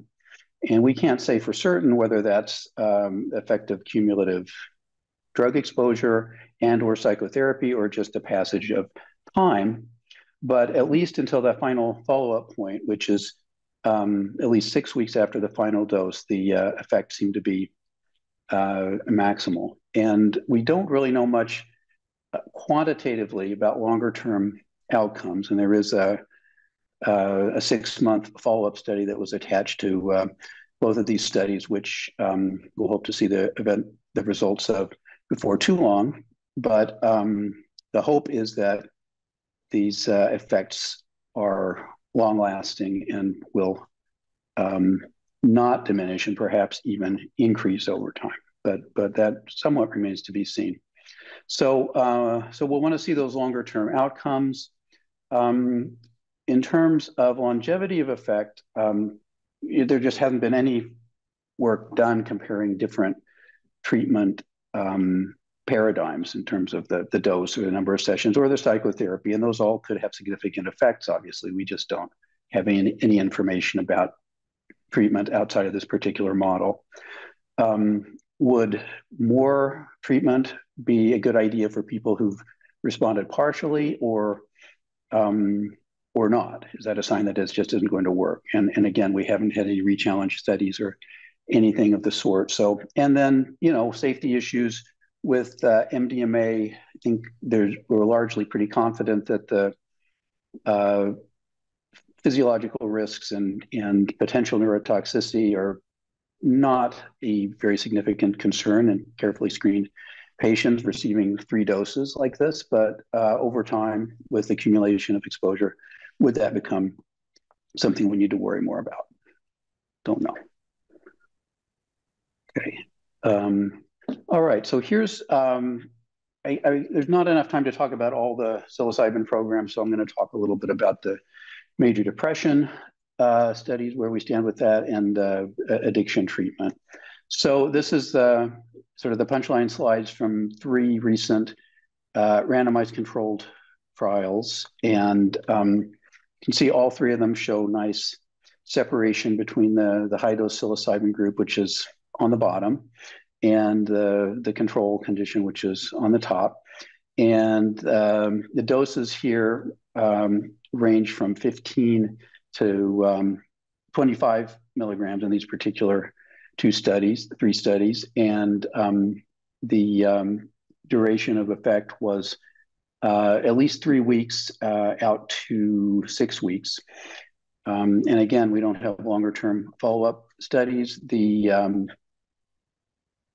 Over the amount of follow-up that there was, you don't see a diminution of treatment effect for the most part, except in the Goodwin-Udall study, where there's still visibly separation, but the effect size decreased and was no longer significant after 3 weeks. So questions that obviously arise to my mind are, does the duration of response depend on the dose, number of sessions, the extent and content of the psychotherapy? Is 1 session enough for everyone, or does a larger number of sessions get a better response rate? And of course, we know very little about predictors of treatment response. Just looking at these studies, there's a question arises as to whether the treatment-resistant depression samples are going to be harder to treat and have smaller effects. That would not be surprising. We know that treatment-resistant depression that's what it is, and so it may be resistant to this form of treatment as well. Yeah, okay, substance use disorders. So these are pictures from just studies that have been done with psilocybin in smoking cessation, and studies that my group did with psilocybin for alcohol use disorder. And the addiction studies, really, this is where the majority of the clinical trials were done in the 1950s and 60s with LSD. And the treatment model then and now, for the most part, has been high dose, no more than 3 sessions, combined with variable amounts of therapy, but a fair amount of preparation at the very least. And here we do have more evidence of persistence of effect in the double-blind situation out to 6 months at least, and longer-term follow-up suggesting that the gains are maintained longer than that. But in terms of the overall treatment effects, there's little evidence that it diminishes over the 6-month time frame.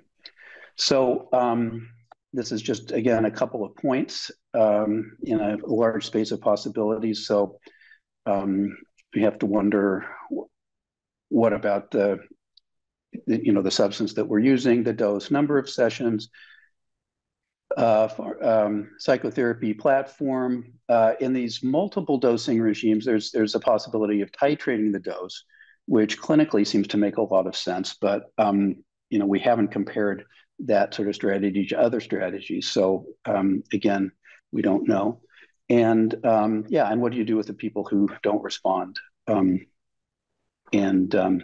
how do you know who's going to relapse? So how do we look at these things? And I don't have time or really the expertise to talk about all the possible study designs, but just to start to address these issues, you immediately get into considerably more complicated, costly designs. So on the left here is just sort of the minimal design to compare 1 versus 2 sessions of therapy with say, high-dose psilocybin. And ideally, you'd want to have the 2 groups receiving the 1 session, the active session first or second, to control for order effects. So you're up to 4 groups right off the bat. And you want to be able to measure effects, after the first session, after the second session. So you've pretty much sort of quadrupled your complexity of your study there just to answer this basic question. In terms of relapse prevention, this is, where you're basically assigning people to an algorithm of treatment. And this is be an algorithm where you basically, if somebody has an adequate response, then they either get a booster session or they don't. You could also do this with people who relapse rather than people who respond and answer a different question. But the point is, again, you have twice the groups, twice the sessions, probably at least twice the duration. And so the complexity, immediately gets multiplied by about a factor of 4. And these are really just the very simplest questions that you could start to ask. So talk a little bit about the elephant in the room of subjective effects, which was also talked about in the previous session. So this is something that, if we're trying to measure a drug effect, obviously we're just trying to control this and minimize the placebo effect. But as Peter said earlier, there's reason to think, if not believe, that there could be positive synergies and not just additive or less than additive interactions with between the psychosocial treatment and the drug. So there's a lot of at least half a dozen studies that have shown significant correlation between the subjective effects experienced by participants and the magnitude and duration of their response. And this doesn't necessarily mean that the subjective effects are the causal element, but that's one plausible explanation. And these effects may or may not be separable from whatever direct actions on the brain are also predictive of treatment outcomes. So This is something that we need to measure, and we need to consider the possibility that the memories of these experiences actually do change the brain in a way that is not limited to the sort of neuroplastic effects that we can think about in very reductionistic terms. So if that's true, we actually probably want to think about magnifying or maximizing that interaction and not kind of eliminating it. But again, the complexity that you get into immediately becomes pretty overwhelming. So it's very understandable that we've all tried to keep our study designs very simple, but these are all questions that are immensely clinically relevant and important. So I think we can't ignore them in the long run. So Yep. That's it. Yeah. Great. Thanks so much, Dr. Bogenschutz, and certainly interesting kind of overview and exploration of that component. I'm going to invite our next presenter up, and then we will see you again, Dr. Bogenschutz, for the panel discussion at the end of this session. But let's turn now to Dr. Carla Canuso from Johnson & Johnson Innovative Medicine, where she serves as Vice President and Head of the Neuropsychiatry Clinical Development Department. And Dr. Canuso, we'll hear from you about something that is not a psychedelic per se, but can help us explore this topic. So Dr. Canuso. So as Susan said, I'm going to talk about esketamine nasal spray, which is not a psychedelic, but is a treatment that had a novel mechanism of action, a rapidly acting antidepressant with a novel mechanism of action, and more importantly for this program, had a novel paradigm of treatment that really needed to be established and characterized prior to approval. And so I think many of the topics that you're talking about today, we grappled with, and so this can serve as sort of a bit of perhaps a roadmap, but more, I think, for more, provide some insights of how we dealt with some of these questions and really how we collaborated very closely with the FDA to think through all of the challenges and then develop a development plan that answered these important clinical questions to inform the use in clinical practice. So here is an overview of the development program for treatment-resistant depression that in totality, you can see that there were numerous studies, huge program, 19 phase 1 studies, 4 phase 2, 7 phase 3 studies in treatment-resistant depression. And that's not to mention a whole other development program that we had going on as well. There were 3 short-term studies that are listed there, the transform studies. Then there was one controlled maintenance of effect study, the sustained study. There was an open label safety study, and that was to ensure that we met our ICH numbers for safety exposures. And then at the time of approval, we had 2 other studies ongoing, a pivotal trial in China, another short-term study, as well as a continuation study or an open label extension study. That when patients completed the studies that are listed on that top row, they were able to roll into that study. So 2 of the studies from this program served as pivotal. Transform 2, a short-term study, and Sustain 1, the maintenance of effect study. So that was unusual in and of itself, because up until this point in time, all of the oral antidepressants, at least those that were approved in sort of modern times, completed the maintenance of effect study post-approval, and that the short-term studies were sufficient for the initial FDA approval, and that the maintenance of effect studies were conducted as post-approval commitments. And that was really, aligns with clinicians' experience and sort of adage that I was taught in my own training of sort of what gets you well keeps you well. But that wasn't really an adage that could be applied in the case of esketamine, because we really didn't know how it was going to be used in clinical practice. So we had to establish the treatment paradigm. And some of the questions that are listed here I think been listed or have been, touched on by other speakers in today's session. And apologies for some of those formatting errors, but we really needed to understand how frequently should a patient be dosed, and how long should they be dosed initially? How long would a clinical response last if it was achieved with repeated dosing? And then could it be maintained? Could that response be maintained with an oral antidepressant? Or were patients going to need to have booster doses of esketamine over time to maintain that responsiveness?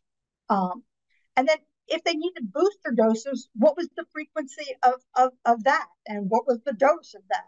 And then finally, when you stopped a initial treatment of esketamine after achieving response or remission, would there be any sort of safety concerns in stopping? Would there be a discontinuation syndrome? So many, many questions that we needed to really think about very early in the development program. And FDA, as partners, gave very clear and consistent feedback throughout the development program, given how little was known when we started. And what was known was really based on a handful of single dose studies with IV ketamine, where we could see a rapid antidepressant benefit within, hours. But we knew that benefit was transient, and that some sort of repeated dosing would be needed. But like I said, the FDA was really very consistent in what they expected to see in the development program, and questions that really needed to be answered through the generation of the data in the development program. So these are just a series of quotes that I've pulled from communications, I think, from our pre-IND meeting through our end of phase 2 meeting. So in order to approve the product, we would need to be able to advise clinicians on how to best use the product after initial response. Due to its uniqueness, and this is, safety concerns, questions about how to maintain response, we view esketamine very differently than previously approved oral treatments. We would therefore need to see maintenance data at the time of filing.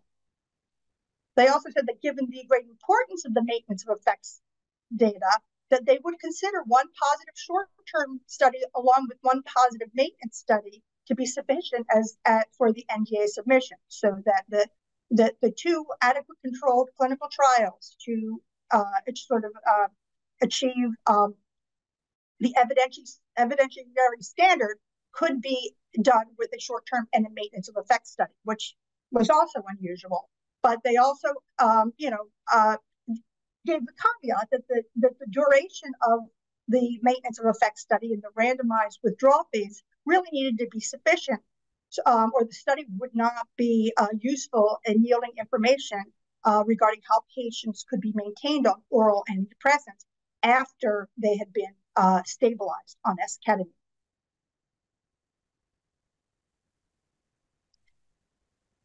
So the first thing that we really wanted to establish, and this is actually data that was from our IND opening study, was what was the frequency of dosing in the sort of what we call the initial induction period. Like I said, we knew that a single dose wasn't going to be sufficient, and that there was going to be sort of a transient effect, and that there would be a requirement, at least initially, for more frequent dosing.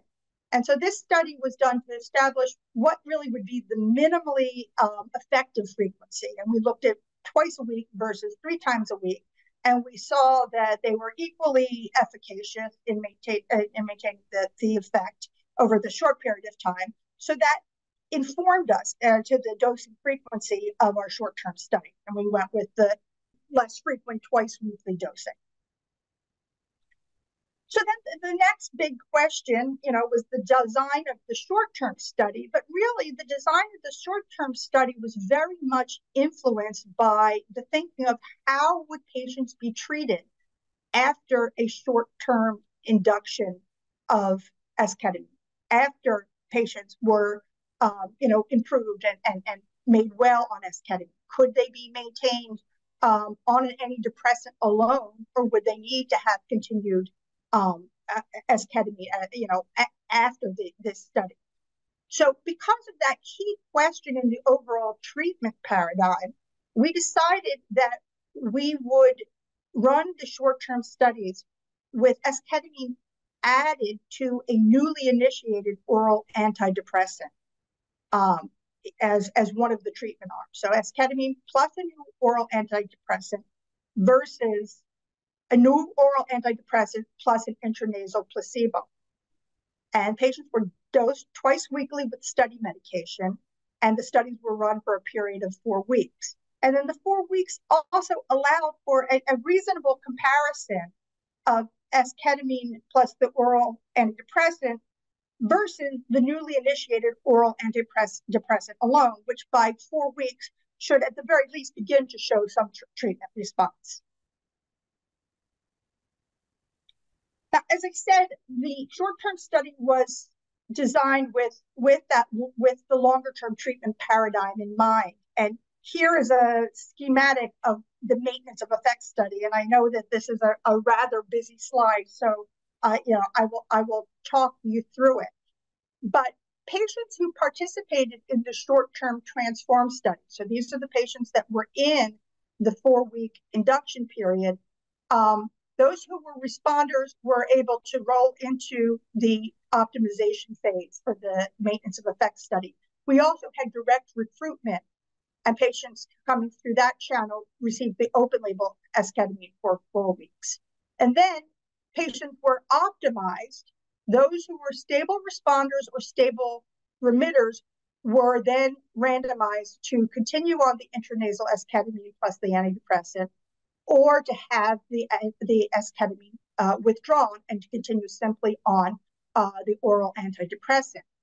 And one of the features that was really both unique and I think informative about this design is that we used some individual dosing frequency during the optimization and maintenance phase of the study. So that after the twice weekly 4-week period in the induction, in the optimization phase, in the first 4 weeks, patients dropped down to weekly dosing. And then thereafter, based on their actual symptom severity as measured by the MADRS, they would either continue on weekly dosing or go to every other week dosing. So that then gave us very good information about whether or not patients needed to continue with booster doses and how frequently or infrequently patients could be maintained. And the data were positive. Esketamine was very significantly effective in reducing relapse, both in the remitters and the responders, both in patients receiving it weekly and every other weekly. And details of the dosing frequency are in the product labeling. We also had that open label continuation study that I mentioned. And this study was done, initially for the long-term safety and tolerability and to allow access to the drug to patients prior to approval. But the FDA also asked us at the time of approval to continue to collect data in that study, primarily to characterize the effects on cognitive function and urinary symptoms. So that study went on for 3 years plus. And I'm just showing the maintenance, I'm showing the efficacy data, even though this was primarily a safety study. But this is data where I think the mean exposure was close to 4 years in subjects. And you can see from these data on the MADRS that the efficacy was maintained over the long period of time in the patient population, which started out with over 1,000 at the time that it started, and then over time fewer patients, but quite a large and long study. So to summarize, what were the key takeaways and learnings from this experience that I believe are applicable to the field of psychedelic drug development is, really consider how is the treatment going to be used in clinical practice and generate the data to support this. And really, as a clinician, what would you want to know about this product? Treatments with novel mechanism of actions and new dosing paradigms are going to really require unique and customized clinical development plans to inform labeling and clinical use. Durability of effect, I think, becomes even a greater factor in the overall benefit risk assessment of a novel therapeutic when there are some safety and abuse liability concerns. And then, depending on how a treatment is going to be used in practice, maintenance of effect studies, it may very likely be required pre-approval. But the post-approval data collection can also further inform durability of effect, as you saw in that long-term study. But most importantly, collaborate with the regulators early and often. We did, and they were really great thought partners through the entire process. So I'll stop there.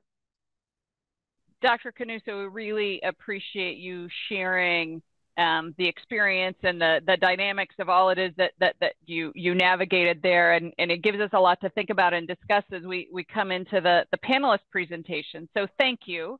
And if you would stay on camera, I'll invite Dr. Bogenschutz to return to the camera and introduce the two new faces that we have for our discussion. So first new face is Dr. Valentina Mantua, who is Senior Staff Fellow in the Division of Psychiatry at FDA's Center for Drug Evaluation and Research. And the focus of her work is on psychopharmacology, drug development, regulatory agencies, and digital health technologies. And our second new face is Dr. Charles Raison, the Mary Sue and Mike Shannon Chair for Healthy Minds, Children and Families at the University of Wisconsin-Madison. In his most recent work, Dr. Raison has taken on a leadership role in the development of psychedelic medicines as potential treatments for major depression. So let me open as we have with our other sessions, and I'll first say to Dr. Mantua and Dr. Raison, do either of you have any questions for Dr. Bogenschutz or Dr. Canuso as we jump into this session? Any questions or something that struck you that you want to highlight?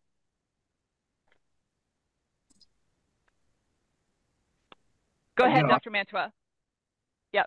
Yeah, perhaps not really a question, but maybe a point of clarification, because both speakers have touched upon this issue, which is a slight, however important, distinction between durability of response and actual maintenance of effect. It isn't really only semantic, but it is important because they ask different clinical questions, right? Durability of responses in a short term within the index episode, whatever disorder you want to consider, whether this is depression, which is episodic, is PTSD, etc. And maintenance of effect is, when should we do retreatment? What happens next? What if a recurrence comes? And what happens in the long term if one has benefited from the drug but symptoms come back? Can we redose? So these are two slightly different concepts from both a clinical perspective and a regulatory perspective. Thanks for that distinction. Dr. Raison. I'm so struck by the need to show long-term durability for FDA approval. We should highlight this is new, right? Dr. Canuso made the comment, the dose that gets you well, keep you well. And certainly that was what I was raised on. But, we know now that a fair number of people that have an initial response to a standard antidepressant will lose it, right? That tachyphylaxis rates, some studies up to almost 50%, more than that in STAR-D, So this idea, of course, was, if you're taking the medicine at 6 weeks, you're going to be taking it at 6 months. And if it worked at 6 weeks, it worked at 6 months, which is, only partially true. So I think one of the things we should honor here is that, this is a brand new kind of day where you have some kind of treatment that's in the body for a few hours and then produces these self-sustaining long-term effects. There's kind of a punishment there. And I understand there's probably no escape from it. But, as Dr. Canuso was saying, all of a sudden now there's a new layer that's added on to the challenges of FDA approval. You have to, how long does it last? And nobody ever had to do that before. We should have a little pity party for psychedelics. Or at least the discussion to say how to navigate in a novel environment. Right. Yeah, that's helpful. So let me stay with you, Dr. Raison. So we heard a bit about this, but what would you articulate as the factors that impact this durability of treatment effect? What would you want to say about that? Well, I've been listening to the whole entire thing today, and two things that have come up repeatedly are blinding and durability, and they seem not immediately connected, but I think they are, because I think at the end of the day, everything comes down to the question of whether the conscious experience, and if you want to be a reductionist, the brain activity that subserves it is required to induce these long-term effects. We don't know, but of course, that's a problem with blinding because it's very hard to blind that. And it's also a question around durability because, there's sort of evidence that, and certainly in healthy volunteers, even back to Roland Griffith's time, that the intensity of certain aspects of the psychedelic experience seems to sort of predict these long-term outcomes. So in my academic work that we do at UW, what we're interested in is, two things. One, can we separate consciousness from the underlying biology? That turns out to be not so easy, but we're trying. And the second thing is, what if we just give up? This isn't for FDA approval, but in trying to understand how to optimize these agents, what if we gave up on blinding? So we do studies now where we give everybody psilocybin and we look, can we extend the durability of the effect by adding something to it afterwards? So you kind of do away with this question. Everybody gets that same, we could, argue all day about why the psilocybin's doing it, but, sort of punt that down the road and say, okay, if we take it as a given that this seems to be doing something of great value, can we extend it? That. And then the other thing I would say is, Dr. Mogenschutz laid it all out very nicely. I am struck, and I can't prove it to you, but, one of the interpretations of the data, I think, that exist right now is that psychedelics and MDMA may work better for conditions that are characterized by people struggling with a definable problem. If you look at the durability of response, perhaps the depth of response, you see these large-scale responses, say, in people that were previously high-functioning that have cancer. At 4.5 years later, many of these people are still sort of in remission, right? Steve Ross's data from NYU. You see these very long-term responses to MDMA in people that are dealing with PTSD, which, of course, is an octopus-like syndrome, but people are often struggling with a particular thing. And then in Dr. Bogenschutz's study, people struggling with an alcohol abuse disorder are also struggling with a certain thing, and especially when we think about addiction, there's a long history of people having these sort of quantum change phenomena where people will stop drinking, the AA phenomenon.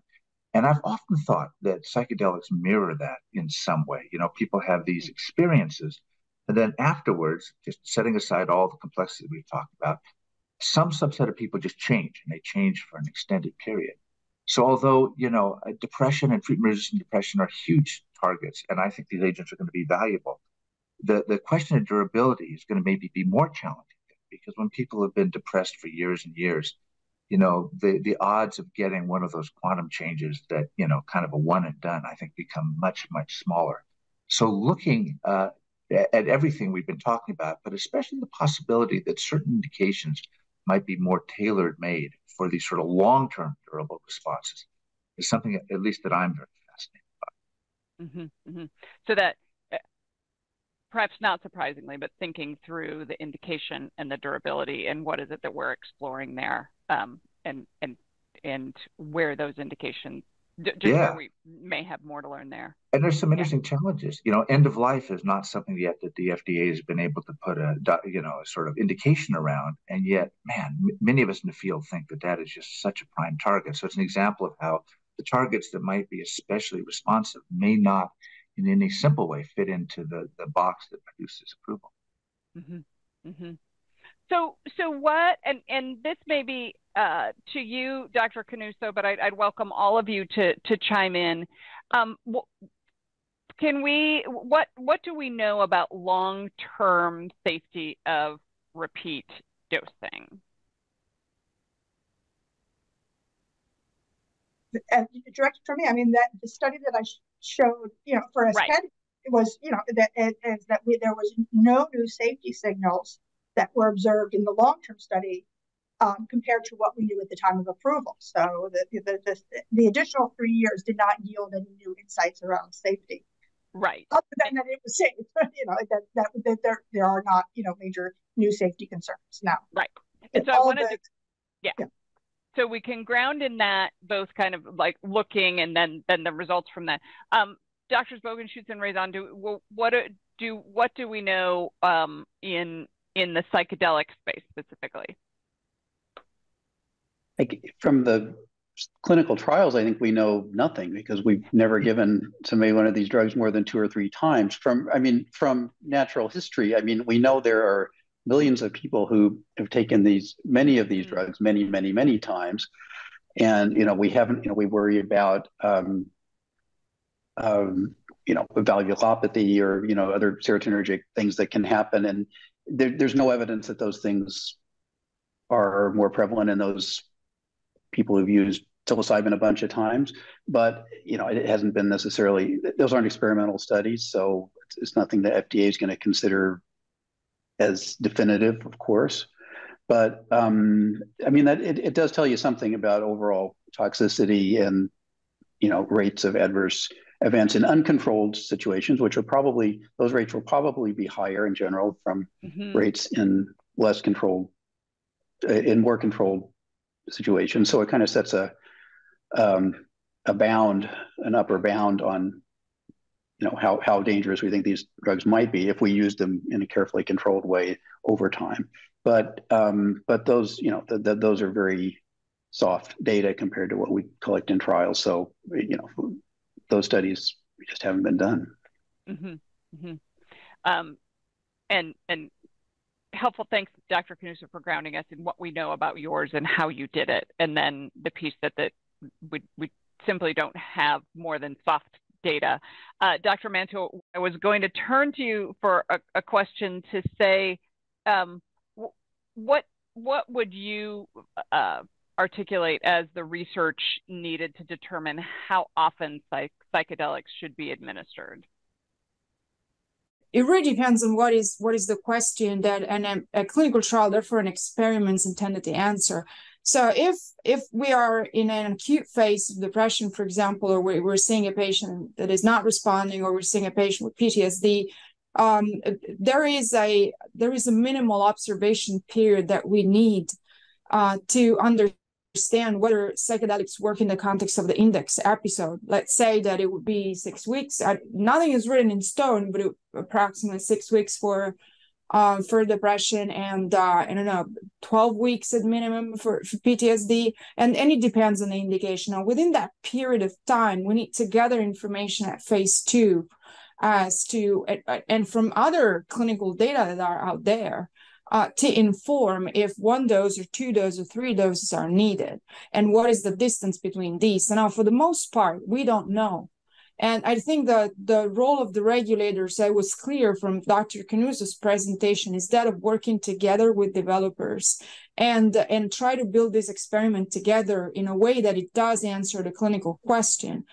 I guess everything becomes a lot more challenging when one goes beyond the index episode into recurrences. If there's a chronic disorder, if symptoms come back, there we really have very little information as for now, and very hard challenges. One of above everyone else is randomization. So if patients have been in a double-blind phase during the first treatment of the index episode, and then get re-randomized into different treatment, they would understand what they're on. And so that is an additional problem. Another additional problem is, what would be the lifetime use of the drug, right? So would it be like a booster once a year? Would it be like 3 times a year? And for how many years, right? So that changes all our safety requirements, both from a non-clinical and the clinical perspective. As you've heard, as ketamine was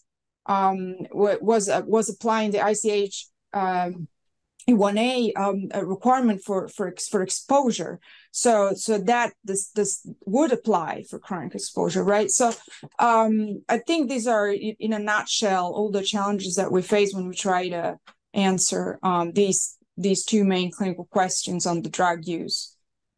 And so distinctly need to be thinking more, and then thinking about longer term follow-up and assessment. So let me just open this to all. So how would you think about redosing if the durability of response is not maintained for very long? Dr. Reagan, do you want to pick that up? And then Dr. Bogenschutz, I might tag you to follow on. Sure. Well, when I put on my USONA hat, this is obviously, as Dr. Davis was saying earlier, this is a huge question, right? Because how do you think about it? In a perfect world, you'd randomize people to get the active or not, and then you just follow them, for however long you want to follow them. That's very difficult to do, and there are almost no standard antidepressant studies that have done that, right?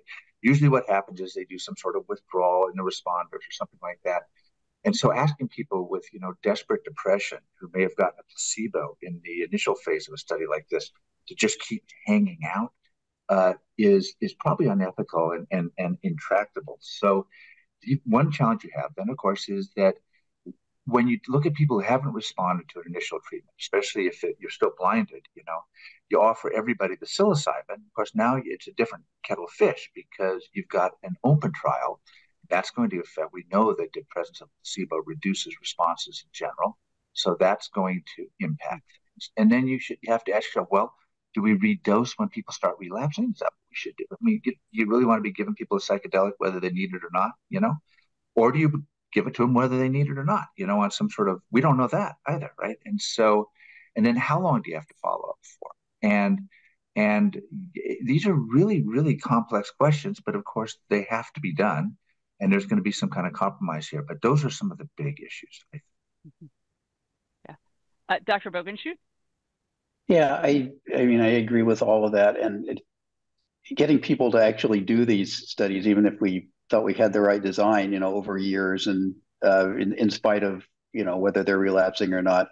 But I think it's potentially a good place for open label designs where you just, let's say people respond initially and they say, well, we're going to randomly assign you to an algorithm of treatment and you're going to get another another episode of treatment every 6 months, whether you need it or not.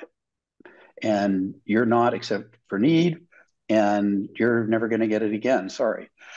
For example, and then you're going to have a huge amount of attrition from those studies over years, but at least you're comparing apples and apples at that point. I think, the other thing, just to follow up on what Chuck said earlier, was about, how do we think about, can we think about these as, is it reasonable to think about these treatments as sort of curative? And it really, it depends on how we think about the illnesses, and ultimately it becomes a little bit tautological or circular because, we might think recurrent major depression it's a trait. It's just the way you are after you've had it for a certain amount. So that's a chronic illness, as we classically think about it, and you're probably going to need ongoing treatment, but until we find something that cures it, and then that's different. So I mean, you can't really count on that reasoning. Addiction is, I mean, we talk about it as a chronic illness. It often is, but it's in principle curable. I mean, because the behavior can stop and the brain can recover a lot. And PTSD also, it's not so much a relapsing disorder unless somebody has another episode of trauma. So if it goes away, we don't expect PTSD to come back. Addiction might come back. Depression, we think it will come back, but that could change. And end of life anxiety, it will go away eventually because you're gonna die. The end will come. But beyond that, I don't know. Which is an interesting lens, kind of the flip side to Dr. Reagan's observation about where these products might be most helpful. And I think that lens of curative is another way to think through that.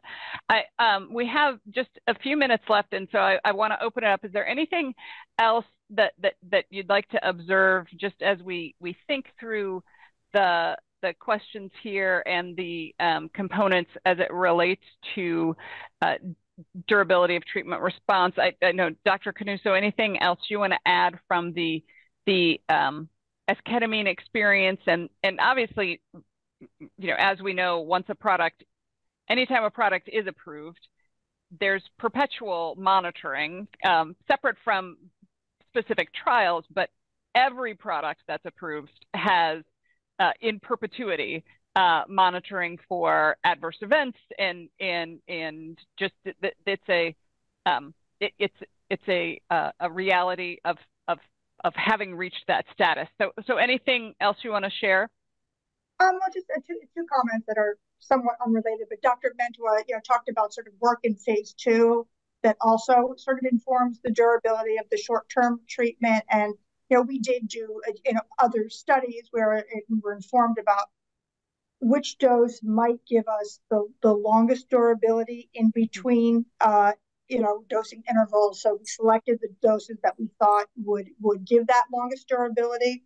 So that was point 1. And then point 2 is obviously, with the treatments like esketamine and psychedelics, having, very structured safety monitoring. And in the case of, esketamine, a REMS is very, very important, so that you continue to collect data. Because even our clinical trials, and as big as our program was, I think it was, over, whatever, 1,700 patients, it's small relative to the general exposure, and infrequent events may not be captured even in a development program. And so it takes a long time to fully appreciate the safety profile of a drug, and especially if it's a drug that's not going to be used frequently, right, or chronically. And it may be sometime before it declares itself. Right. So you have the dynamics, not only, as often said, clinical trials are not real life, and then just further unique dynamics here of a perhaps discrete use versus continued, depending on the intervention. Okay. Dr. Mantua, did you want to chime in? Anything else you want to add on the topic? Well, I guess another big question mark that we have is, are psychedelics given in isolation or not? Because so far we do not have sufficient information as to what is the drug interaction, what is the interaction, with currently available therapies. We've been scared for some times now. We're seeing more bold tentatives. So and I guess this is an important information, because if there's something in the background, either psychotherapy or another treatment, that would change the length of time a patient can be off treatment. And I was hearing Guy Goodwin this morning, in his phase 2 study, the longest period of time that could take patients off treatment before clinicians wouldn't think about giving another one was 3 weeks with a single dose of psilocybin. So and I didn't have that information about that trial, and so this is something to think about. What else do you give psychedelics with? And capturing that information, and then better understanding that dynamic. All right. Any last words from this? Just real quick, I heard Dr. Fasciani mention that real world things are going to be looked at. Legalization is moving very rapidly. Places like Colorado, these things are going to probably be able to be prescribed by doctors for conditions. And, working with states to see if we can get a sense of what happens there would be potentially, a data source in the thousands and thousands. And a different type, right, in that it's the real world data to then yield real world evidence, but it's still information. And actually, we'll touch on that in our final panel tomorrow. So with that, I am going to say thank you so much to each of you for joining us today for this panel to close out our discussion for day 1 in exploring questions related to durability of treatment response. Just a quick reminder that we will convene again tomorrow. We welcome each of you to return, and a special thanks to our speakers and panelists from today and those who we will see tomorrow.